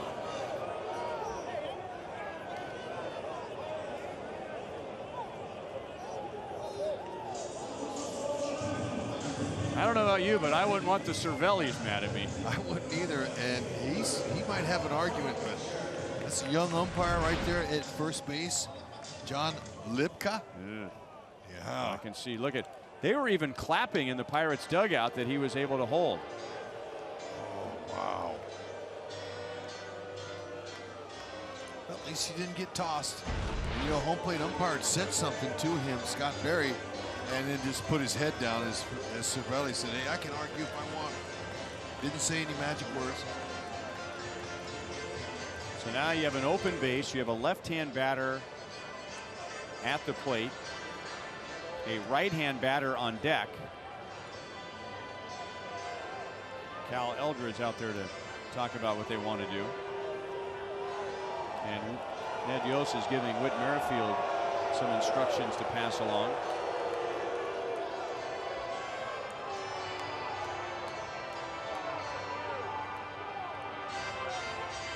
So, same situation as the ninth inning, second and third and one out. And they will put Frazier on. Yeah. They have a force at any base. That's what you do.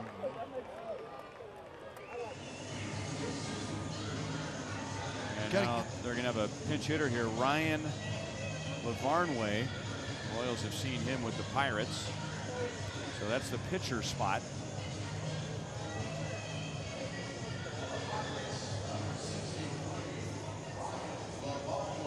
Less than 2 outs, they got to get the run at home.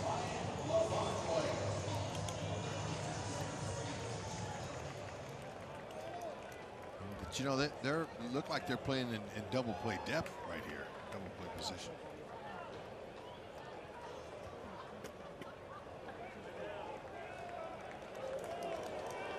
Ryan Lavarnway with the bases loaded, one out in the 11th inning. Fastball's inside for ball one. Lavarnway got his first big league hit against the Royals 7 years ago, playing for the Red Sox against Jeff Francis. Well, you know, I might bring my infielders, my middle infielders, in a little bit closer in case he gets this little chopper. You got to get the out at home. Middle infielders are back.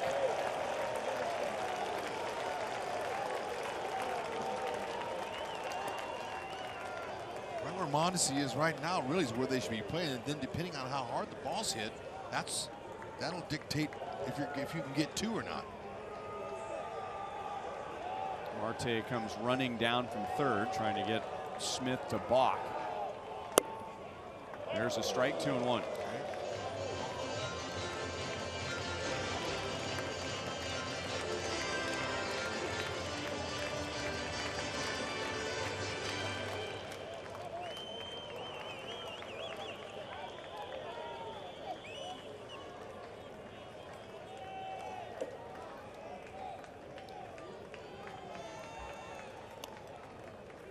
Pop him up.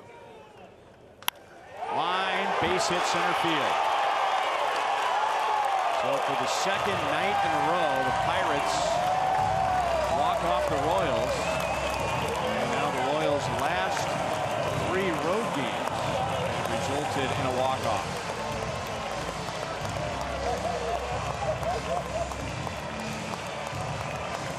In 11 innings, it's a 2-1 game, and it was a huge night tonight for pinch hitters.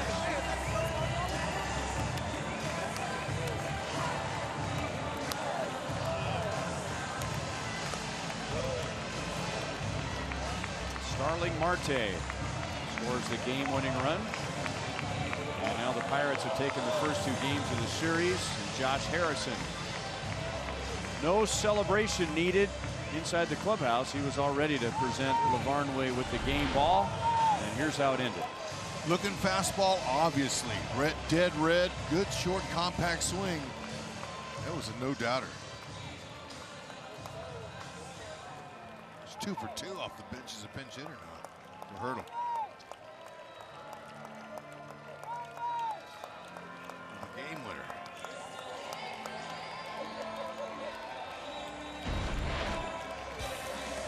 All 3 runs that were driven in tonight were driven in by pinch hitters. We'll be right back.